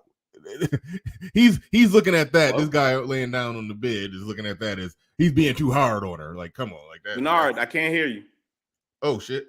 Hold on. I think that's just you. People in the chat. Hold on. Let me. No, my bad. My computer was off. My bad. I'm pretty okay. Yep. That was you. All right. That was me. My bad. All right. Let me make it back. Where we at? Not there. Nope. There we go. All right. Just let me know when you're ready, sir. All right. And shout out to Celine, says, I would only date a guy who is pro-life. Salute to Miss Celine. She's a day one over at the Little Big Nate Show. Pretty incredible. Right. You got it. Go ahead and play ball. All right. I hope y'all ready for this, because this gets only creepier and cringier as we go. This is your classic black Democrat male, particularly in the city of Atlanta and throughout the state of Georgia. Sorry. Tear them the down. Like, I'm really getting frustrated with his ass. Like, if y'all seen the video previous video before this of Roland Martin schooling him, telling him about not allowing lies to stand. He's doing the same thing. Like, I don't know when this video was filmed, but I do know it was aired yesterday, October 6th, 2022, to be precise, where he had Killer Mike on, Lord God, Killer Mike, saying that Stacey Abrams isn't doing what she needs to do. Killer Mike, the same guy that told us in 2016 to vote for the avowed communist Bernie Sanders, who wants a 90% tax rate on people making $400,000, $500,000 a year, which will dissuade you from ever becoming that successful, which is their ultimate goal. The goal of Marxism and communism is to destroy the upper middle class. Doesn't that sound familiar to somebody who was on the show who said something about wealth redistribution? Oh, yes. Bernard, let's be honest. This gentleman bragged about making more money than anybody on the platform, and that very well may be true. Like I said, I would applaud you making more money than me. I know, but don't make too much because they're gonna take 90% of it. This guy is so stupid. He wants to redistribute his own wealth to poor people who will not appreciate it. Look, for those of you who want to help the community, I'm not dogging you out. I'm telling you, though, they don't appreciate it. I'm an auto damage appraiser. I go and do claims, right? I've been doing it for 20 years. This is my 20th year of doing that profession, blue collar profession. I have been at Black women's houses while they're on the phone. I'm writing an estimate on their car. They're outside on the phone talking about how they're going to trade their food stamp card for other items. I have heard the conversations myself. Okay? Mm-hmm. Well, that's just anecdotal, Nate. You know, a lot of these women do need. Whoa. Why are these women continuing to having illegitimate children if they need the assistance? Having more children only makes your situation more dire. It does bring you more money, though. This is why subsidizing women's terrible decision-making destroys a country. And that's all the Democrat Party wants to do, is subsidize women's self-destructive behavior. And to any one of these idiot hotep niggas saying, well, we the black men's, we supposed to run the community, we supposed to be in charge. Black women are free citizens in this country with the ability to do whatever they want to themselves. And most Black women have opted to ruin themselves. You cannot change that. The day before my first channel started on Bernard Riley's, I said, I want fewer ruined Black women. That statement states in itself that there are ruined Black women that I can't do anything about. But if I can lay out some simple truths and if they can get past just how brutal I can be, you will take those truths. You will live a significantly better life as a woman if you listen. If you listen to a Bernard Riley, even though he doesn't aim his content at the women, he on his program, he will discuss the problems that men have with women's self-destructive behavior. And all an intelligent woman has to do is say, I have to make sure I'm not like any of the things these men talk about, and you will actually win. But they don't want to win. They want to be in charge. They want Black men to bow down and bend over for them. And more Black men are saying no. And the place we say no the most is on the Little Big Nate Show. So you got to subscribe. Subscribe to both channels because we do get it fucking popping. Yeah, make sure y'all do that. Make sure y'all subscribe to Little Big Nate. Some of my regular moderators who post the links. I mean, I got infinite amount of moderators, but the ones who actually moderate are not present today, which, you know, it's understandable. Everybody can't be here every day. But so the links aren't spammed out through the chat room like regular, but that's the current link to Little Big Nate's channel. Because you probably think you subscribe to Little Big Nate. You might not be. Why? Because he loses channels from time to time. So you don't know exactly, you know, what channel he's currently live streaming on. So go ahead and double check. Go ahead and click on that one just to make sure that you're subscribed to this one, because this channel that I just put in the chat room right there, That's the one that he's currently going live on. So make sure that you subscribe to that one. So yeah. And I want to piggyback on something that you said, the whole thing of talking about black men, and when they say, well, we supposed to be the leaders and whatnot. Wheeze, Bernard. Right. W-E-E-Z. When you listen to what a lot of the women that were saying, they were talking about it from the perspective of they were speaking from a woman first perspective. They weren't speaking from the perspective of women that wanted black men to vote a certain way because that's beneficial for the union of black men and black women, and black women being led by black men. They were speaking about voting in a way that gives them more sovereignty. So someone can't then turn around and say, well, us black men, we supposed to be the leaders, but they're voting for black female sovereignty and freedom to not be led, if you understand what I'm saying. Insanity. So that's the disconnect I have when it comes to black men who are staunch down advocates for voting Democrat, and then would try to gaslight on the back end and say that, well, are we supposed to be the leaders of the community?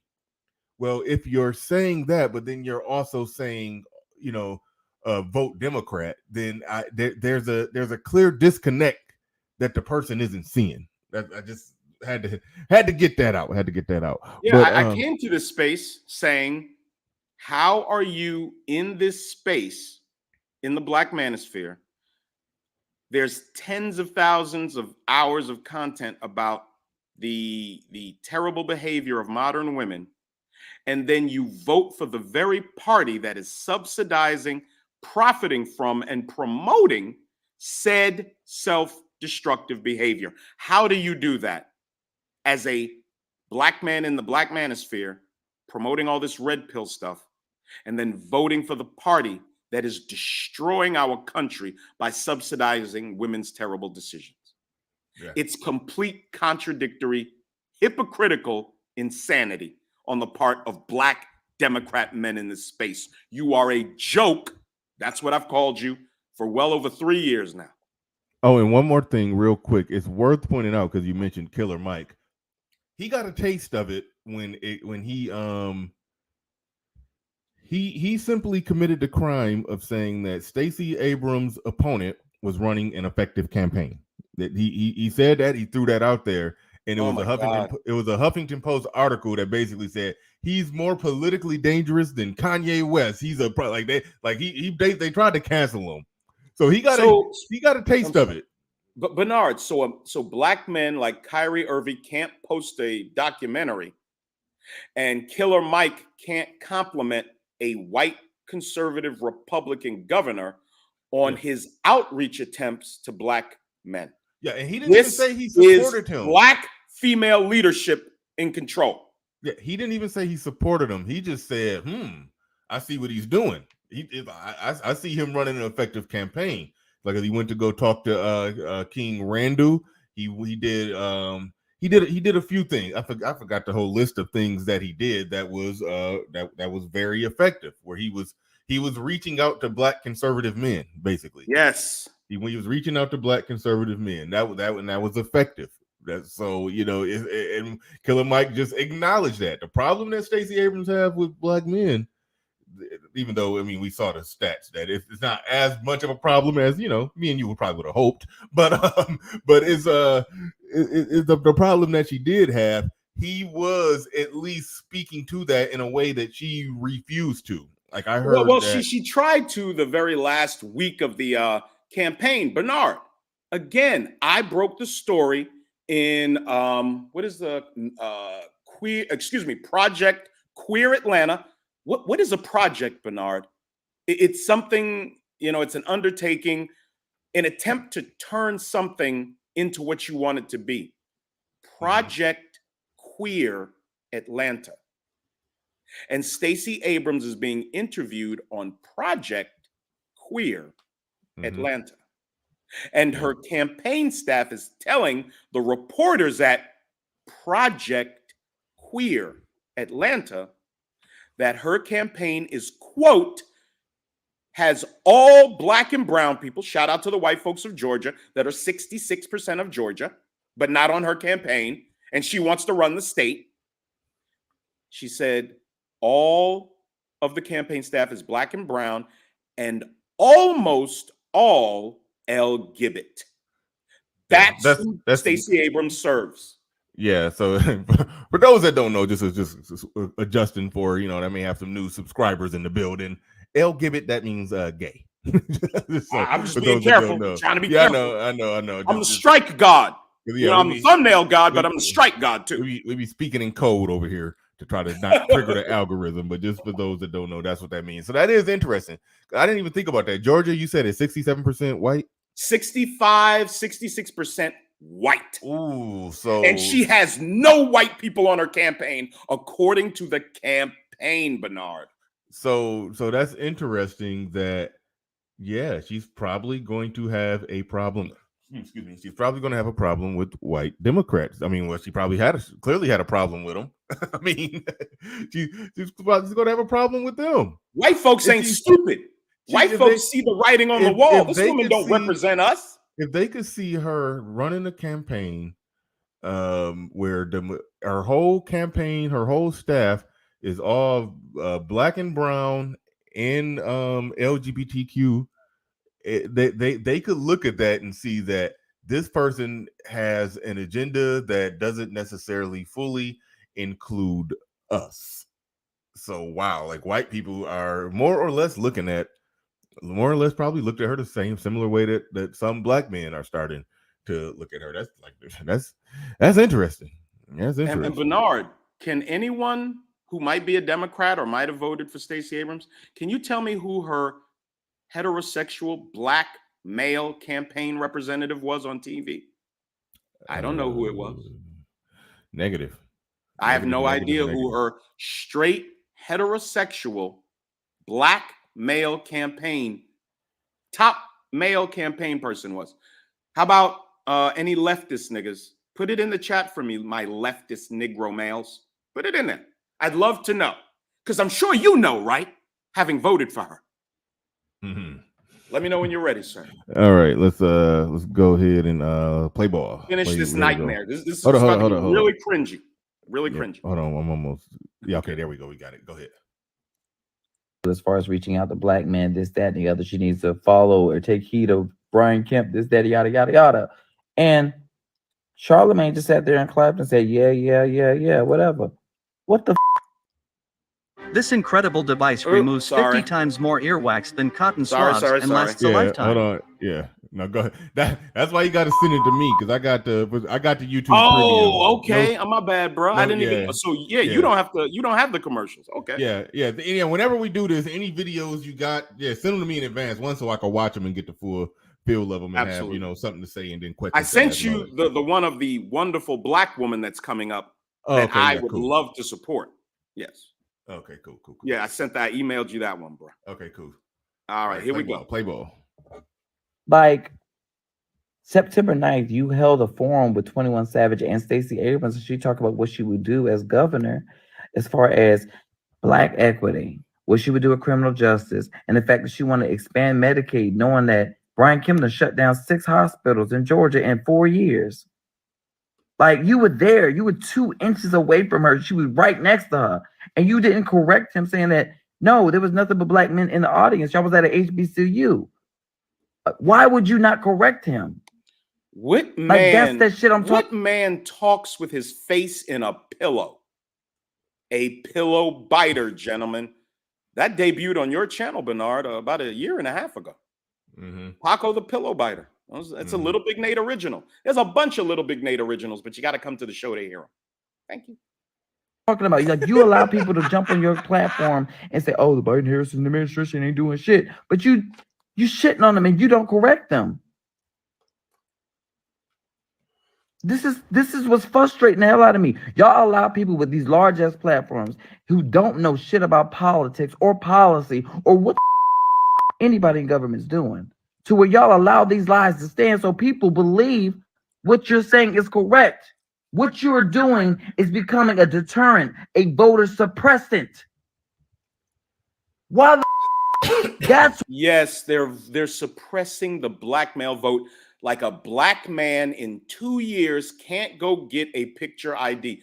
Like I said earlier, we as black men are so pathetic, impotent, unaccomplished. We can't go get a picture ID in 2 years because every 2 years there's an election, a nationwide election. Every 2 years, we can't do that. We can't do that. Yeah, that's why I'm frustrated.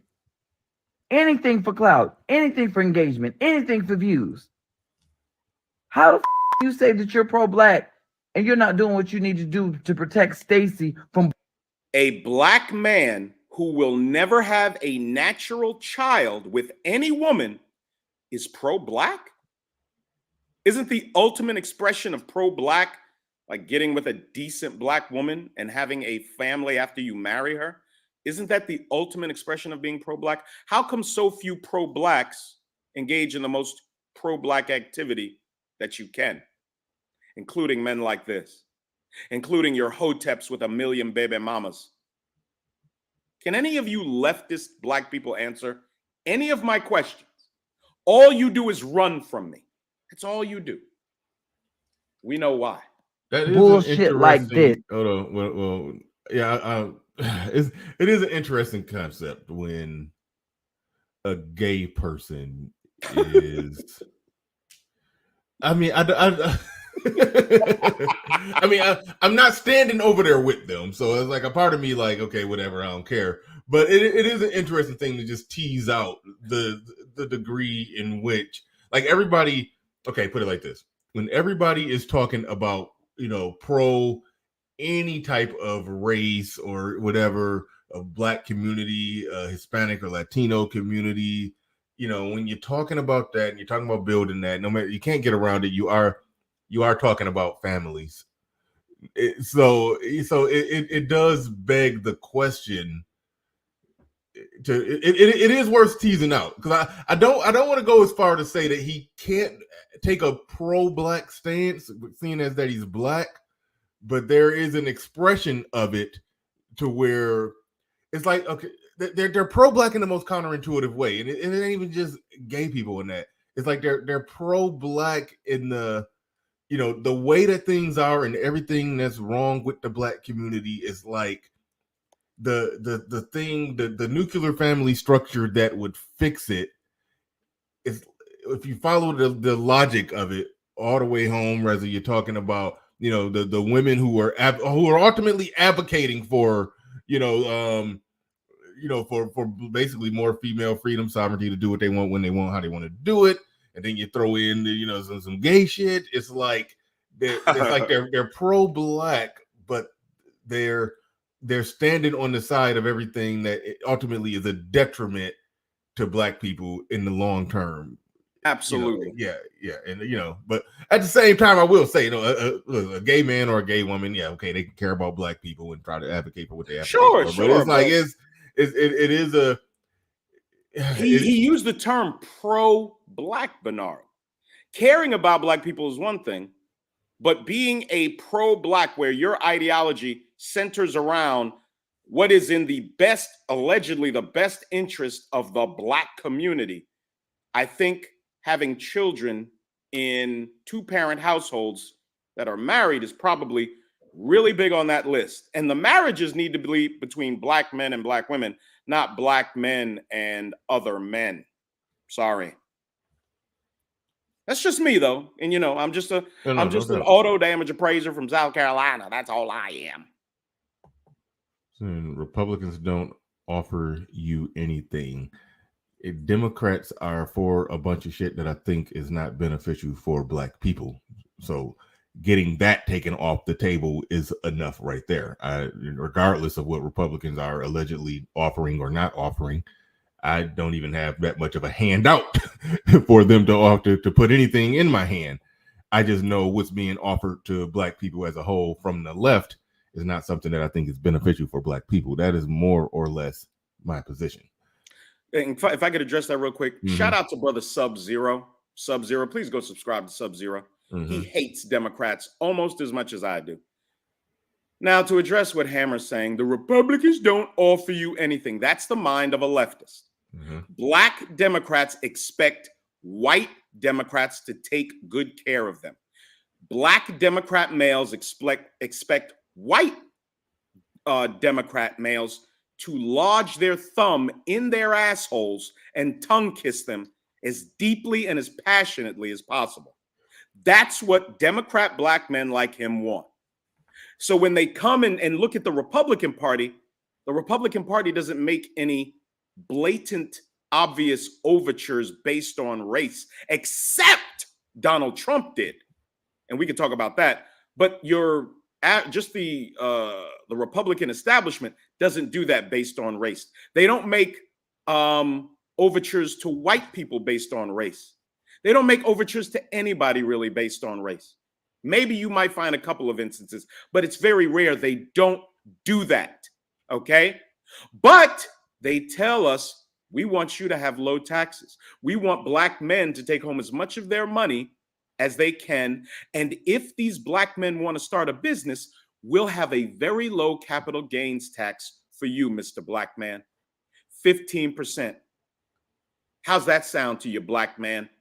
That means 85% of the money comes from your business will go to your business, your employees, to research and development, to advertising, to grow your business. But see, he wants Republicans to say, well, come here, little Negro boy. I want to sit you on my lap too and stick my thumb deep in your asshole, and I'm going to stick my tongue deep down your throat with a passionate kiss, just like your white Democrat zaddy does. This is why niggas like this are not allowed at the Manosphere meetup. You cannot do anything with black Democrat men. You just can't. Now, some brothers are in the process of growth and development. And if you're on your journey as a brother, coming to terms with what's best for you politically, and you're coming out of the Democrat Party, cool. I ain't got no smoke for you, bro. None at all. None of what I'm saying is aimed at you.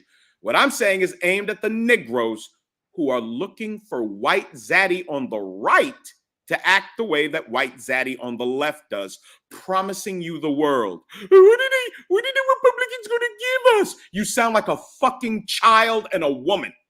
We don't sound like that over here. We get busy handling business over here.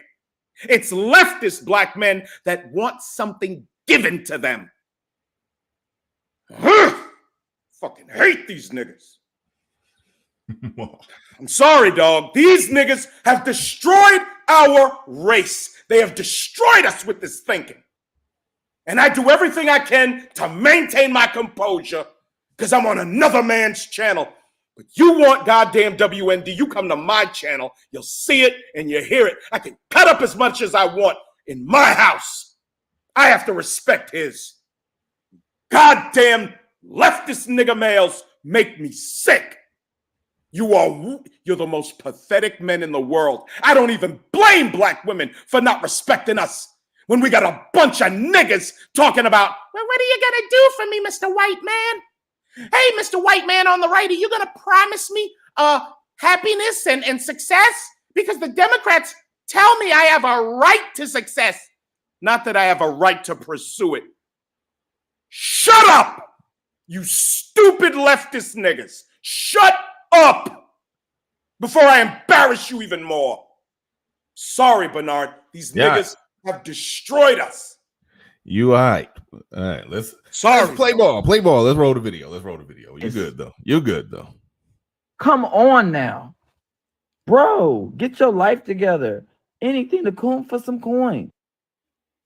I do not believe it's because of a deep well of enthusiasm for my opponent. We know that black voters are often discounted, and unfortunately this year black men... God damn it. I'm sorry. So, hey, get the cash apps, get the super chats up, please. Men have been a very targeted population for misinformation. Not misinformation about what they want, but about why they want what they deserve. No, push pause right there. Now that speaks to what I said before. That speaks to what I said before. And I'll be open for somebody to challenge me or correct me on this one. information that black men have been getting that's been causing black men to sing a different tune, changing how black men look, how they think, how they view things, their whole perspective on things. Where has that been coming from? She's saying black men have been targeted for misinformation, but the information that black men have been getting has been coming from within. That call has been coming from inside the house, so to speak. When black men are on their platform speaking their perspective, views, thoughts, insights on all of these things. And that is what has ultimately changed the way black men think and operate and are moving. And a lot of black men are voting with their feet politically when it comes to the Democratic Party. That's come from black men online, not some outside force targeted campaign of misinformation. It's insane, dog. I take it as such an insult. Why does Stacey Abrams think black men are so stupid that we can be tricked by a misinformation campaign?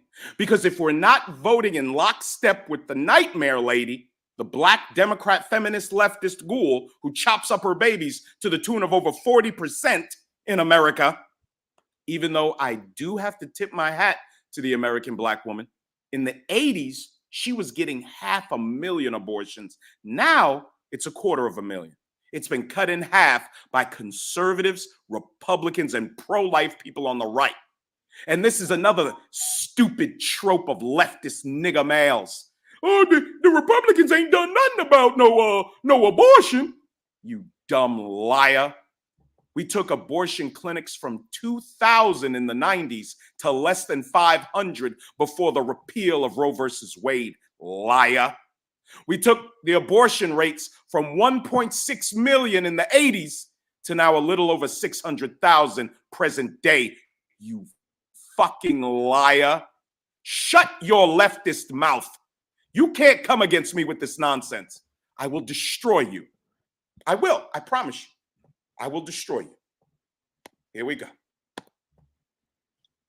Y'all are really out here saying that not enough black men voted for Stacey Abrams. Before I continue, let me rewind. Hey, Sunshine, I'm Dr. Donna Oreo, a sex and relationship therapist in the Washington, D.C. area, and I know that I don't live in Georgia, but it's still my business. Let me just tell y'all this thing about basic math. Every black person, man, woman, child could have voted in the election, and Stacey still would have lost. Here's why. There are not enough black people to carry this vote, which means that instead of looking to black men as the problem and the reason for Stacey not winning, you should actually be looking at your fellow casual racist white person who continues to vote for regression, who is an enemy of progress. Maybe cast your eyes at them. I ask them how they cast their votes. I'm just saying that, the math don't math. And I think that sometimes we are enamored by the idea that black women are the morally unbankrupt, which I think we are, and that black men are. Uh-oh. Wait, hold on, Nate. You're muted. You're muted. We couldn't. Oh, we give me a couldn't sec. hear you. I'm sorry. No, I muted you because for some, when the video is playing, there's feedback. It's like your audio, your mic is picking up the audio of it, and it was causing a double dip of the sound. But no, even though it all sounds good because I muted you while the video was playing, so we heard everything. Cool. So yeah, go ahead. Go ahead and get Lenara, you heard what she said. She said black women are morally unbankrupt. Mm-hmm.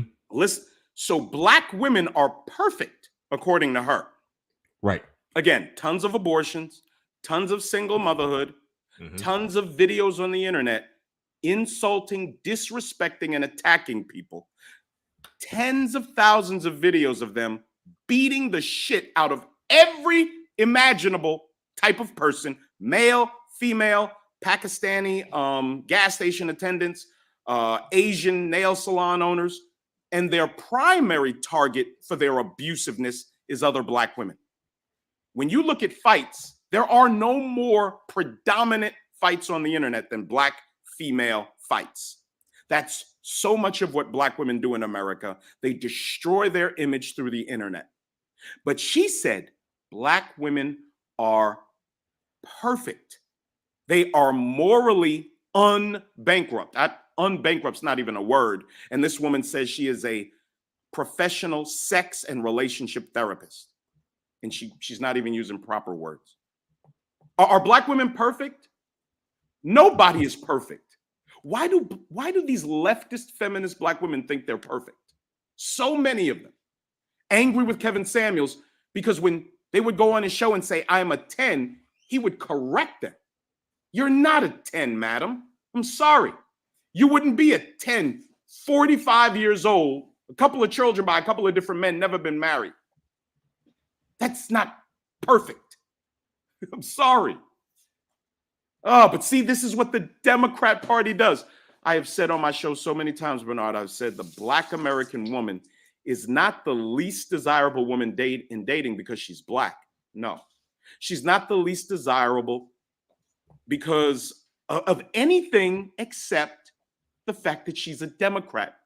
And Democrat women are the worst women in the world. And no other woman in America gives more of her time and her devotion, her ear to the left than Black American women. Black American women are not in last place because they're ugly. They're not in last place because they're Black. They're in last place because their ideology and their political allegiance makes them the ugliest women in the world. And I defy anyone to challenge me on this. Good luck. Let's finish listening to her as she tells us. Mr. Tobert in the building. Shout out to Mr. Tobert. Says, salute. I got you too, little big Nate. Thank you, Mr. Tobert, because we got enemies in the chat. We got niggas popping shit, which is fine. They can pop a little shit. That's cool.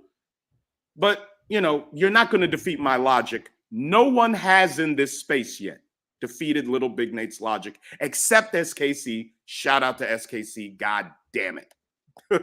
Which I think we are. And that Black men are so interested in being aligned with power that they're not aligned with everything else. And I think that that is a narrative that the larger media has picked up on and is shoving back in some of y'all faces, and basic math then becomes a tenet that you are not used to. I'm gonna need us to back up off it and come to our senses, you know, because math be mathing. And all of everybody could have voted. I'm like, also look at your fellow Latinx vote, because they voted about 50-50. So I'm saying that this is larger than just what Black men did or did not do. And I'm gonna need us. She's actually blaming white women. You know, she's coming to the aid, if you will, of Black men. You know, 84% of Black men voted for Sturdy Stacey. So, you know, let's not be too hard on our brothers who are under our leadership. Let's not be too hard on them. Let's go ahead and whoop on this hateful white woman who's supposed to be a self-destructive feminist like us. And she's voting in line with her best and brightest men to the tune of 76% for the men and 72% for white women. Shout out to the white women of Georgia who are conservative. Shout out to them. And one more thing, Bernard. Somebody in the chat who's, you know, popping shit said, does little big Nate have children with a Black woman? Let me tell you, homie. Little big Nate personifies what the Black manosphere preaches. Little big Nate filed for divorce in 2003. Little big Nate fought in the divorce court of the state of Tennessee for full custody of his children. And in 2004, I was awarded full custody of my 2-year-old daughter and my 5-year-old son. And they are magnificent and beautiful. I've shown them. My son is a mixed martial artist. My daughter does fashion. And they're both two of the most beautiful children you'll see. Nigga, I am damn near above reproach. Get that shit through your fucking head, nigga. To stop carrying that narrative and beating it into the ground. All right, loves, tell me what you think. As always, I am very interested. I'll read the. That's it, bruh. I got one more video that you have. Okay. Yeah, showing a Black woman, because, you know, the Black women are angry. The Black women are mad at little big Nate, even though little big Nate raised a daughter to be more beautiful than 90% of the daughters you'll see in America. She's feminine, she's beautiful, she's gorgeous. The men in this space have seen her. And I raised her. My son is sitting on the couch getting ready to go to the gym because he wants to be a professional mixed martial artist. If you go to fightforit.com, Fight For It on YouTube, Fight For It, you can see Nathaniel Burwell's fights. I raised magnificence. And I had my children with a black woman, but I had to leave her because after the birth of our daughter, she decided she wanted to destroy us. So I got custody of him after I filed for divorce. I have done everything that this space promotes. I am the living personification of what this space promotes. You can never get around that. I'm sorry. To the brother Nelson Perez, I'm dropping that link for you right now for Lil Big Nate's channel. You asking? Thank you, brother Perez. I appreciate it. Subscribe. I'm not going to broadcast today. I've already done this for brother Bernard, so I might be there Monday, and nigga, I get it popping. So please come through. There's the link right there. There's the link right there. There you go. You got it. You got it. You got it. You got it. So, all right, we're about to go ahead and get into this one. Let's see. Brother Bernard, give us the backstory. Set this one up as we no problem, bro. Get it going. You see, and I also have a couple of pictures I can show you of the type of black women that I would support, and I have supported. There's a woman by the name of Kathy Barnett. She was in the Republican, be careful. She was in the Republican primary vying for the United States Senate out of the state of Pennsylvania. Brilliant, intelligent, attractive, conservative black woman, married to her husband. They have, I think, 2 or 3 children. Beautiful family, a conservative. There's the beloved Winsome Sears, the lieutenant governor of the state of Virginia, a Republican and a conservative black woman. See, you demonic murder mommy nightmare whores in the Democrat Party, you black women, there's nowhere for you to run because black men do support proper black women. Black men support Crimson Cure. Black men support Pink Book Lessons. Black men support black women that do the right thing. I'm not supporting some L. Gibbet nightmare who weighs 400 pounds. I'm not doing it. And you can't guilt me into doing it. Okay? So we're about to see a black woman that is becoming a superstar in conservative circles. She's kind of aggressive, but I like it. And she has my support. And we, myself and the executive council of the Black Manosphere Meetup, are working to get her to come. That's just a little inside baseball for you brothers. Oh, nigga, a woman's gonna be No, women will speak at the Black Manosphere Meetup. White men might be invited to speak. Successful business women, women who extol and personify the virtues of traditional family and values will be allowed to speak. They won't be in the Black Manosphere Meetup event, like in the crowd. They will be invited to speak, though, because we want to hear from all the best and brightest that America has to offer. Get out of your fucking feelings. Thank you. Let's get this popping, y'all. All right, let's go. Where the hell is the... Oh, you're playing it. Okay. Yeah, I got it. I'm sorry. Yeah, okay, go ahead, bro. Go ahead. I'm sorry. This is why you have single black women having children, having child after child, but no one wants to say anything as she screams, "I don't need a man," while she teaches your daughters these same values and raise your sons to be gangbangers and... Pause, Bernard. No. Pause. Welcome to Reaction. Reaction. Pause. Yeah. This woman is such a gangster. She's such a conservative gangster. She dropped the F-bomb. She's appeared on, what's old boy on, used to be on ESPN?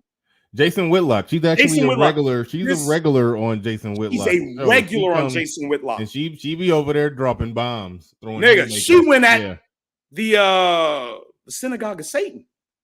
Yes, this black conservative, wonderful woman went after all of our enemies.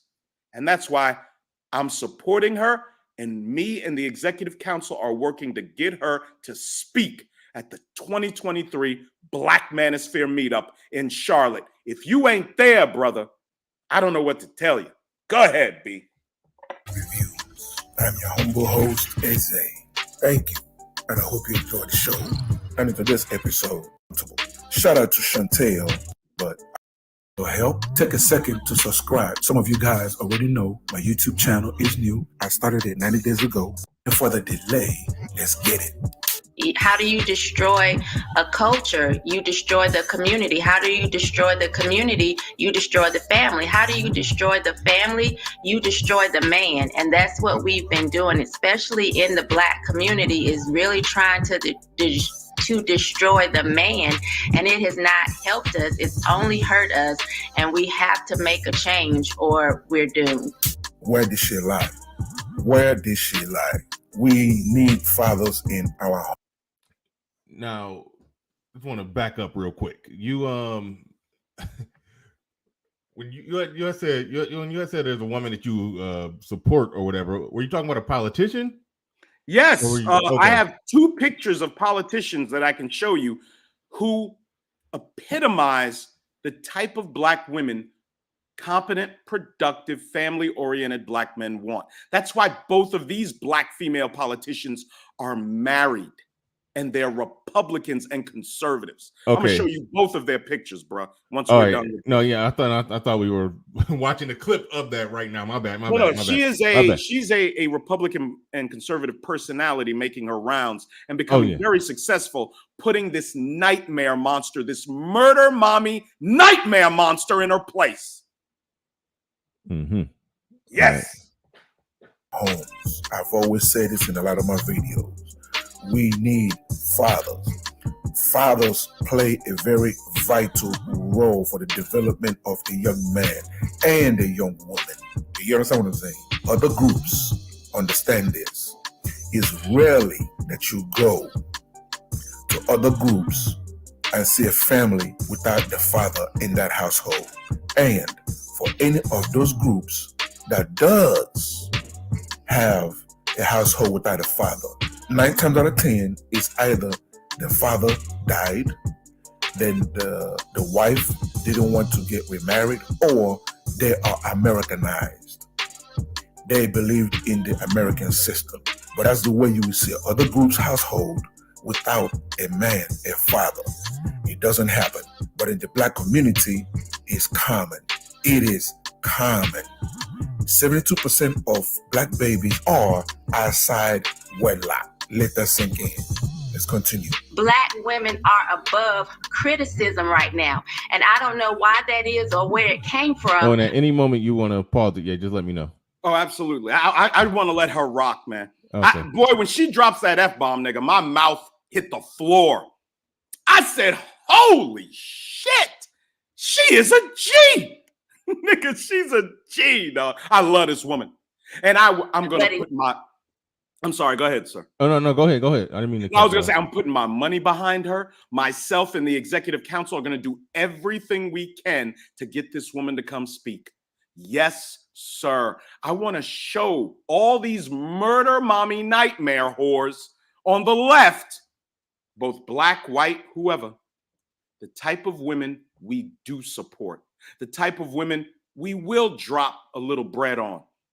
Because their message, and I know some brothers are like, oh, they're all chameleons, they're all full of shit, all they want is money. And, you know, we can debate about that. I have no problem with brothers having that opinion about the women, but don't get mad at me because there's a few women that I actually do support, like Crimson Cure, like Pink Book Lessons, and like this magnificent woman we're seeing here. Yes, sir. Go ahead, bruh. It needs to stop because this is why you're seeing us run amok and it's not helpful. This is why Black women can be shaking their ass in a restaurant, and when the owner tries to correct them, they go and ruin his Yelp review. This is why you can see Keisha Lance Bottoms tearing up Atlanta with an understaffed police force and high crime, but no one will say anything about her.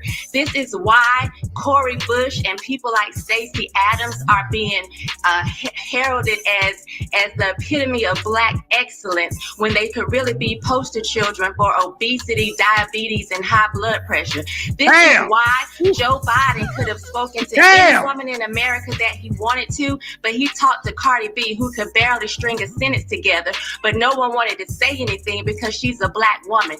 This is why you have single Black women having children, having child after child, but no one wants to say anything as she screams, "I don't need a man," while she teaches your daughters these same values and raise your sons to be gangbangers and no one wants to say anything to Black women. This is exactly why. Stop. You see Whitlock's face? Do you see Whitlock's face? Shout out to my brother Jason Whitlock, another Black conservative. Let me tell you something. Not you, Brother Bernard. Let me tell our audience something, especially the Black women that are scared to comment, listening in the background, like you do on my channel all the time. If you had any interest in a traditional Black family, the ones that existed from the 1860s through the 1960s, we had 100 years of very strong, well-developed Black families. 80% of us had our parents, both of our parents in the house, and they were married. And this was at a time when Blacks were mostly Republican. Yes, FDR got a majority of the Black vote in 1930. Okay, shut up.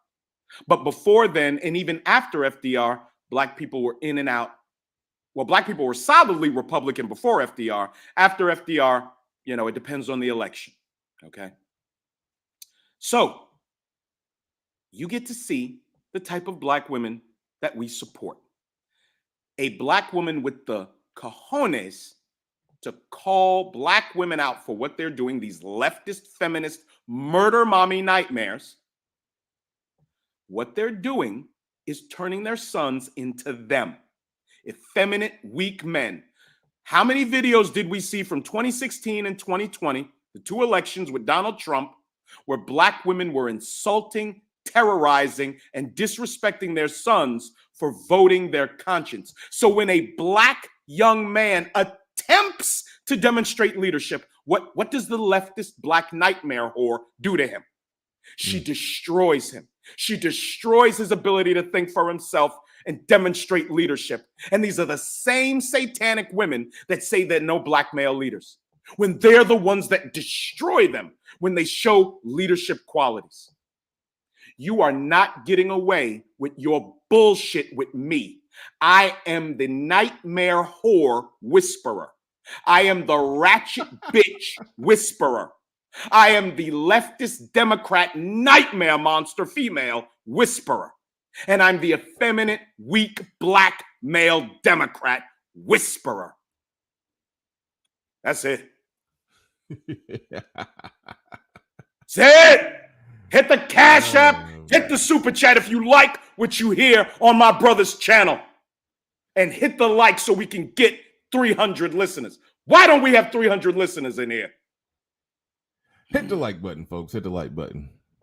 I myself hold back a lot because I know that there's a group of Black women that would have a problem with what I have to say. But this is why right now. Wait, let me say this about her. And shout out to Hood Conservative on this. He said that one of the problems that Black conservatives have when it comes to getting out the message is that a lot of them come off kind of like just too square and straight-laced. And it's unfortunate that to reach Black people, it's like you gotta have, it's almost like you gotta have just a splash, not just be full-blown hood, but just gotta have a splash of it in you if you really want to get their attention.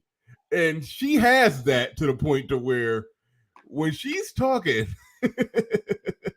Black women, no matter what side of the aisle they on, And even black men, no matter what side of the aisle they on, they gonna stop and they gonna listen to hear what she got to say. Like she has the talent and the skill set to where she could reach the masses in the sense that she's smart. She's smart and she has all her points, pretty solid. Make airtight arguments. Absolutely. But it's the right splash of Keisha in her. Yes, sir. I don't require that in order to hold my attention. And if I was interpersonal relationships and all of that, it's a turnoff. But as far as somebody on a bullhorn getting a message out there, she got the right mix of that to where she's gonna be a superstar. Yeah, she's dangerous. She will be at the 2024 RNC. I would have her introduce Donald Trump. God damn it. Yes, I would, dog. And we're gonna bust our ass to get her to come to the Black Manosphere meetup 2023, June, Charlotte. The website will be up at the beginning of the year, so will the first amazing commercial that is going to hopefully go viral, and we'll have black men all over the country coming to Charlotte, like black men from all over the country came to Atlanta in December of 2021 behind my call to come together. You can try to diminish me all you want. I've had men, I'm not going to say their names, but I'm going to give you 2 quotes from very well-known men in this space. The first man told me, this over a year ago, he said, Nate, and this is my right hand to God. He said, Lil Big Nate, man, you have no idea the amount of influence you have on this space. I was like, well, dude, how come I ain't got 400 or 500 people listening in my channel? He said, man, a lot of these brothers just can't deal with how you lay shit down, man. But man, you will have those numbers soon, man. I promise you. That's one brother. I'm not going to break confidence. And then another brother told me in an email last year, he emailed me and he said, Little Big Nate, and this is when Kevin Samuels was popping. He said, Little Big Nate, you're the most talented man in this space. I showed my son that email. And he was like, holy shit. He said that about you? I said, yeah. Right hand to God. I ain't trying to take over the Black Manosphere. I ain't got no interest in that shit. I just want to build out the conservative wing of the house that is the Black Manosphere. That's all I want to do. And I don't even want to run that. I want brilliant black men to run it. Because that's how conservative and the men of Cyric is the first time you've ever heard Cyric. That's the acronym that we have at the Manosphere meetup for the men that fall under our umbrella. Center right, independent, Republican, and conservative black men. All of you brothers, you don't have to be a conservative, by no means. All of you are welcome as a man of Cyric. The first annual Men of Cyric dinner will be the Saturday night of the Black Manosphere meetup. And we're going to get some of the most amazing speakers on YouTube and off YouTube. There'll be 4 or 5 positions for speaking. And we're going to get our best and brightest. They're not even necessarily black or male. But you'll be hearing about it very soon. Go ahead, Brother Bernard. I don't care. I am like Miss Seeley when Harpo came to talk to her to say, I can't get Sophia to listen. Sophia won't listen to anything I say. And Miss Seeley said, beat her. I'm not saying literally, but I am saying that black men need to start standing up and correcting the black woman. Thank you. If not, we are doomed. So I want every black woman and any woman of any color now to march your ass through the cornfields, pushing the stalks to the left and to the right, and come and step to me and say, you told Harpo to beat me, so I can say yes, because it's time out for us not having correction. It is time out for y'all causing all black women to look like immoral, materialistic assholes. Damn! Man. Yeah, she's a monster. She is a monster out there with it.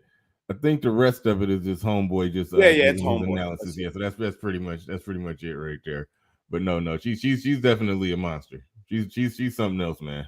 I listen to Jason Whitlock. Sometimes I pull back from listening to it because I end up just stealing too much of his content, really. So that's why sometimes I pull back from listening to him. It shows real good when she come on there. She definitely drop bombs.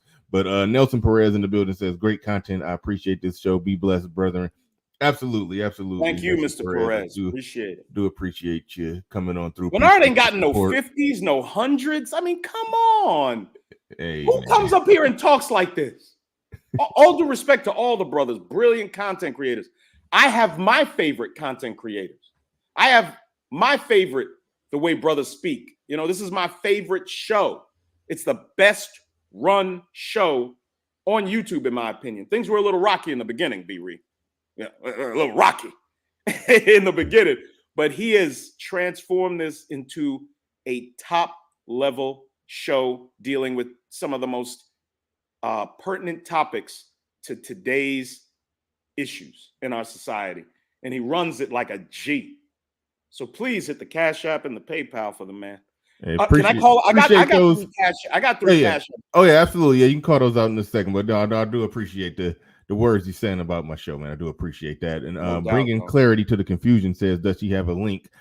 I don't know. You would probably do better Googling her. I think on Instagram, bruh. I had a brother 313. He said she responds to her Instagrams. 313, could you put her link in the Instagram for me, bro? I'm an old nigga. Don't know a lot about Instagram. It would help me tremendously. Yeah. So yeah, definitely do that. But just type in. I only see her and listen to her on Jason Whitlock. So if she has somewhere else where she's speaking, I guess independently, then yeah, I mean, yeah, you have to look that up. Google it. Go check out the Instagram that somebody's going to be posting in the chat room. But the Clue channel in the building with $10 super chat says, shout out to BR and Nate Dizzle. Shout out to BR and Nate Dizzle. Do appreciate you. The Clue channel coming on through. Appreciate you, the Clue channel. Yeah. Yeah, Shamika is the truth. Definitely. Yes, sir. Definitely. Go ahead. Yeah, if I could shout out brother Brian Tolbert, hit me with the 10 ball. Salute, sir. Brother by the name of Jarrell Johnson sent this $5 for nigga. I love the WND. For those of you that don't know, WND is wild niggas disease. I'm not the only one that suffers from it. Shout out to Angry Man. I detect elements of WND and Angry Man, and even in a few other brothers. But I don't think anybody suffers from it more than me. But shout out to brother Jarrell, man. Appreciate that. But SKC is not going to like hearing that. He doesn't like WND that much. Shout out to SKC too. SKC was right. Hashtag SKC was right. And also my nigga Darth Low IQ hit me with the 10 ball for Black Fist. Yes. See, Bernard talked about, Black conservatives coming off kind of stuffy, coming off like they got a stick in their ass, and it being a problem. And, I understand. But, there are Black conservatives that, have elements of hood in them and things of that nature. And, I didn't grow up in the hood, but I grew up around, and I've talked about this. My father was a career criminal. And we're not going to get into that, but I've grown up around a lot of interesting things and have learned a lot. And what I used, the problems in my childhood, I said I want to be the exact opposite of that type of man. So I got married. My son was born out of wedlock, but my daughter was born in wedlock. And, once my daughter was born and the ex-wife suffered some problems, I was 25, 26. I didn't know how to deal with them. I just knew I had to get us away from these problems so I could keep them safe and keep myself safe and not doing anything harmful to her, because that's the way things get. Black women on the left can be so abusive and hateful and terrible. Shout out to Dr. Tiasan Johnson that I believe says Black men are the most abused people in relationships. If I'm wrong, correct me. But I can absolutely believe that just based on my own experiences and the experiences of several Black men that I know. I did what I had to do to save me and my two beautiful little children and get them out of that terrible position. And that's what I did. And of course, there's no fanfare. There's no attaboy. We're not celebrated. Single black moms are celebrated, but not single black fathers. When the children we raise are ordinarily head and shoulders better than the black children raised by single moms. I'm sorry, that's just a fact. That's fact across all racial lines. Okay? So, you know, we're not all just a bunch of stuffy conservatives who believe the police are always right or that racism doesn't exist. I've challenged conservatives on that throughout my entire time in this movement. Except I don't sit and revel in acts of alleged racism that happen to other black people across the country. I'm not going to sit here angry that a guy who had a bunch of baby mamas, a guy that was a career criminal himself, a guy that was a corn star, corn, just replace the C with a P, a guy that's going around passing fake $20 bills, a guy who in 2007 dressed up as a city worker, forced his way into a woman's house with her child, along with 4 other black men, held the woman and her child at gunpoint while they robbed and ransacked the house. In my opinion, that nigga's worthy of death. You breaking my shit and hold my woman and my child at gunpoint, I want you dead. So if you eventually end up dead, I ain't shedding no tears for your worthless ass. But weak, effeminate leftist black men turn monsters like this into their cause celebs. And this is why black men in America don't have the respect they deserve, except Republican and conservative black men do. And I'm going to organize those men under the Black Manosphere meetup. I don't ask for nobody's permission. I just get busy doing it. That's what I do. Thank you. Good stuff. Good stuff. You said it was one more thing, a little, I think it said a 5-second clip or something that you want to play. Yeah. Ooh, yes, sir. Yeah, I can play that. Go ahead and cue that one up, and then you're gonna love this. We could have a 2-hour stream just on this, bro. Okay, yeah, let's see. We might might end up doing it. So yeah, we'll play this clip, and then we'll get your final takeaway of the article. That I guess I will drop the link to that article for people who do want to. Oh, these chicks. Okay, here we go.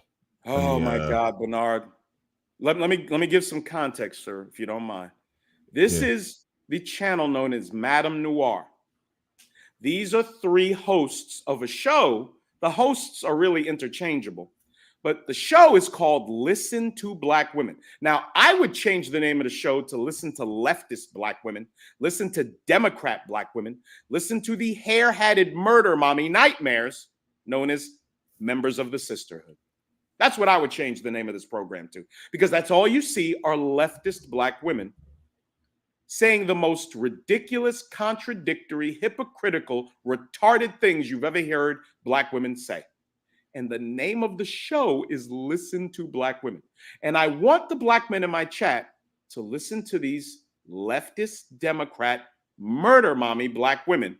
The name of this show was Here's Why Men, i.e. black men, need to stop commenting on women's looks. Listen to Black Women. Please understand, they're not talking to white men. These black women are talking to black men about commenting on the women they're supposed to want to be with and protect. What a fucking joke. And you'll understand why in a second. Get ready for this. This is black women telling you to listen to them about how they make themselves look.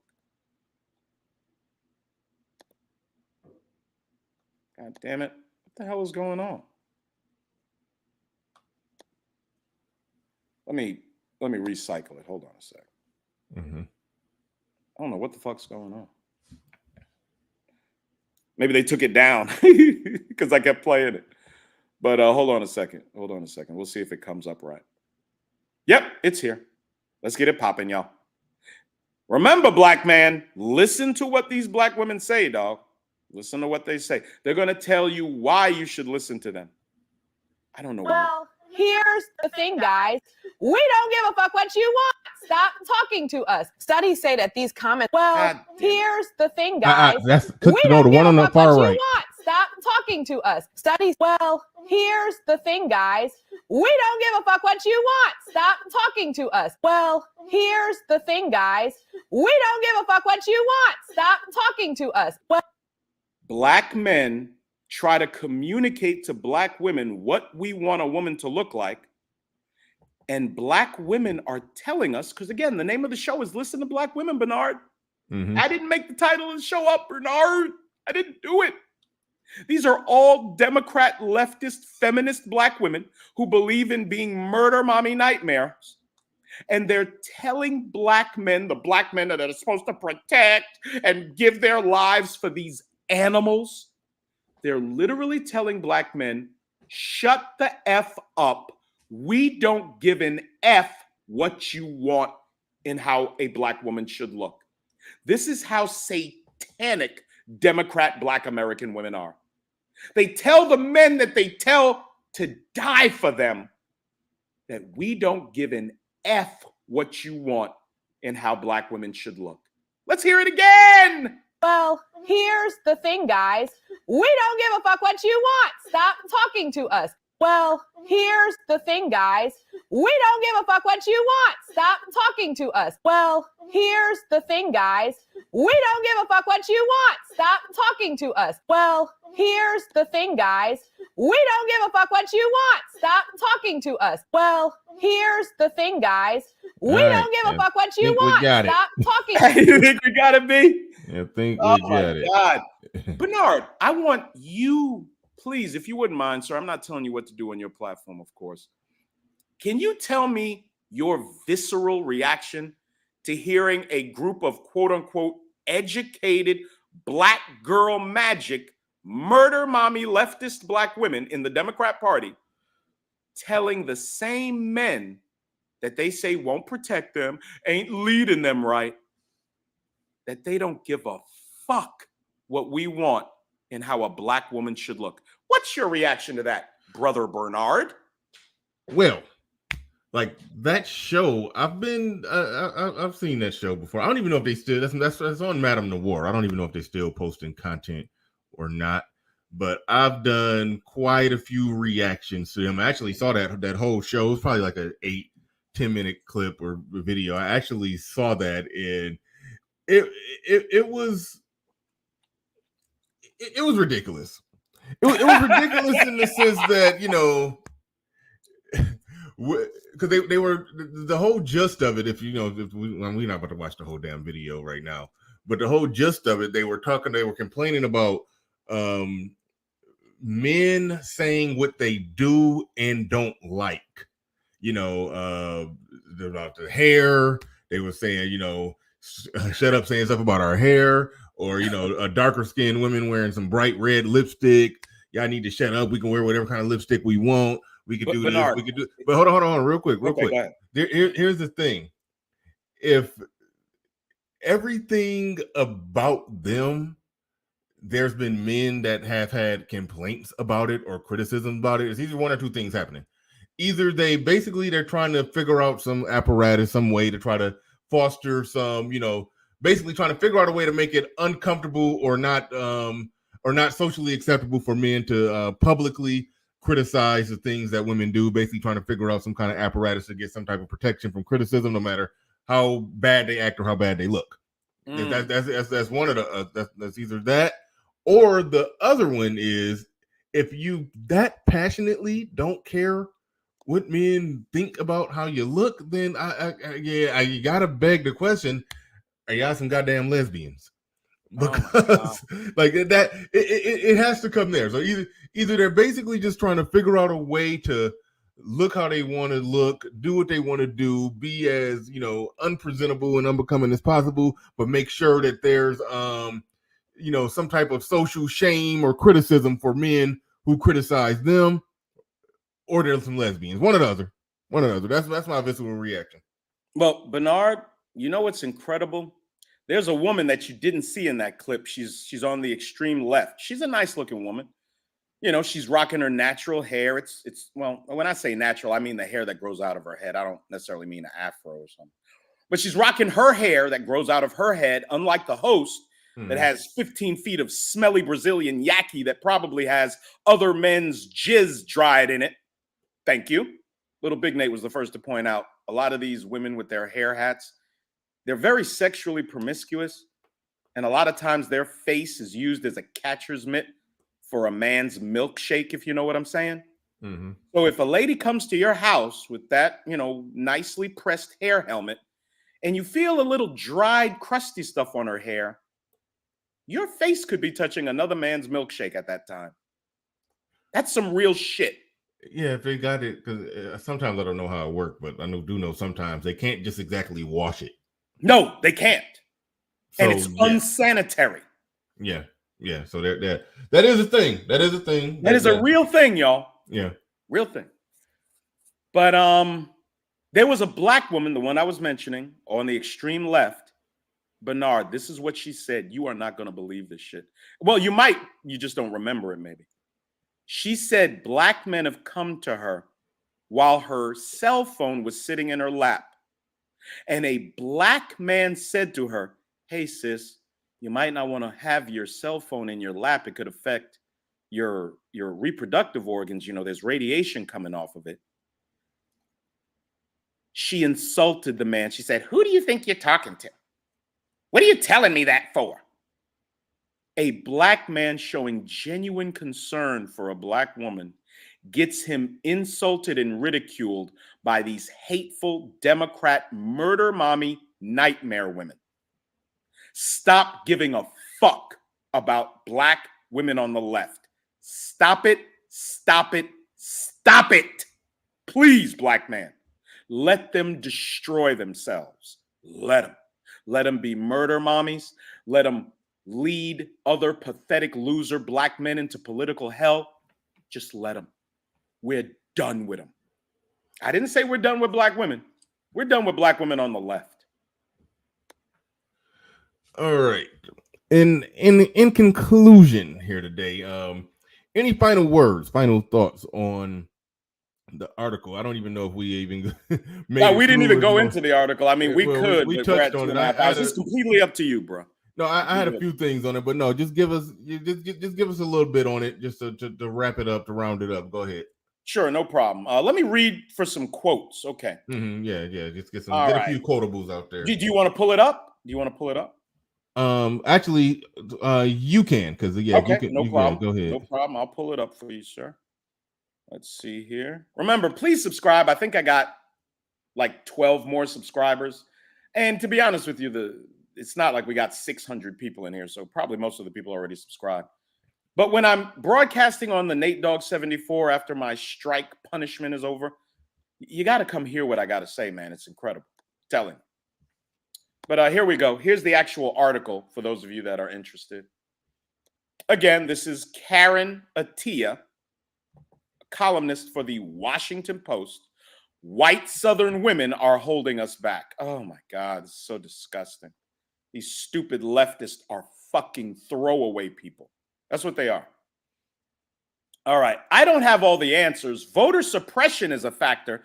She had talked about the elections in Texas and in Georgia, how white women are overwhelmingly getting behind the best and brightest conservative white men in their states, which is what a woman is supposed to do.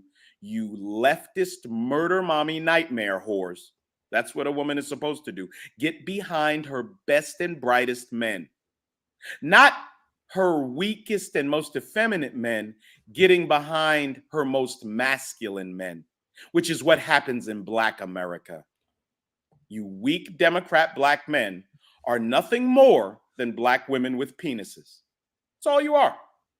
White men vote Republican. We all know that. But there is another group that constantly supports the GOP's anti-woman, do nothing about dead kids stance, and that is the white women. Seriously, what gives? Yeah, white women not wanting black and white children to be chopped up in abortion clinics is being against kids. These are the filthiest, most disgusting women in the world, black Democrat women, and their white liberal counterparts. White women, 64% voted for Abbott in about the same numbers that white men did, 69%. Abbott is the governor of Texas. Black women, on the other hand, win 90% for O'Rourke, a gun-grabbing, pro-abortion, pro-destruction of the Black family Democrat. We held it down as usual. You see how they brag? These demonic murder mommy nightmares on the left, they brag about how they hold it down on the left. You gotta love it. A similar story played out in Georgia's gubernatorial race, in which white women overwhelmingly voted for Republican incumbent Brian Kemp, and Black women voted for his challenger, Democrat Stacey Abrams. Again, there's all the proof you need about how absolutely magnificent white conservative women in Georgia are. You might need to get yourselves one, brother. I don't promote, like, getting with white women or getting with any particular race of women. I vote getting with proper women. And there seems to be, at least for this vote, some pretty there's a whole bunch of proper white women in the state of Georgia. Good for them. And of course, we all remember the majority of white women voted for President Trump in 2020. Shout out to the white women voted for Trump to the tune of 56%. Amazing. You know what? I think that's about it. Now, I don't want to read. Let's read this though. If the answer was every time for white women to mobilize at the ballot box, it should have been the year that Dobbs versus Jackson Women's Health Organization, which helped overturn Roe versus Wade, which takes away the murder mommy's right to kill Black babies in all 50 states. Don't you love the murder mommies? Murder mommy is a term from 1990s rap that I thought would be apropos to apply to these demonic leftist Black women. They're murder mommies. That's what they are. I've seen and reported on Black women who are fighting for all women's rights, children's rights, just not the rights of unborn children, and better education. And yet those favors and efforts are not returned to us. It's all about Black women and all the work they do and getting those favors returned to them. Nigga, run from these monsters. I didn't say run from Black women. Run from every Democrat Black woman you come across. And yet those favors and efforts are not returned to us, and the polls consistently show that. White women's political behavior, especially in the South, make it difficult, if not damn near impossible, for meaningful change to occur, meaning Black people are SOL, shit out of luck, as long as white women vote Republican. Oh my God. So Black people's success in America depends on how white Republican women vote. This is the mind of the Luciferian leftist and why you must run from the Democrat Party. The racist, misogynists, and anti-LGBT, of course, forces in the GOP have been banking on this for a long time, and they are clearly still reaping the rewards. There's one other quote I want to say. I passed by it, I guess. Give me 1 second. I'll find it. If there's anything you want to say, bro,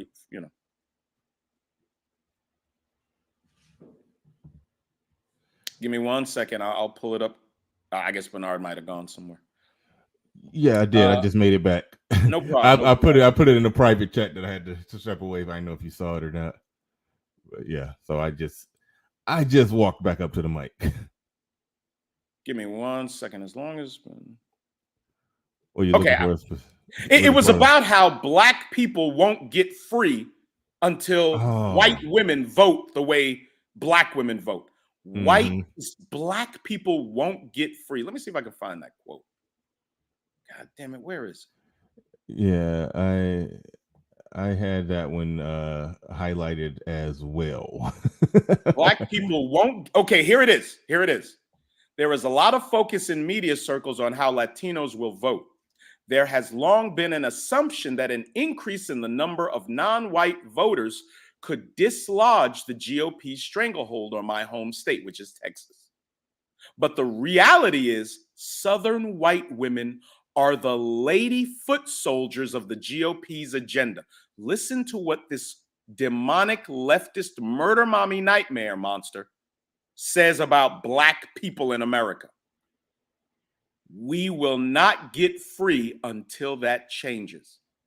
She is banking Black people's freedom on how white Southern women vote.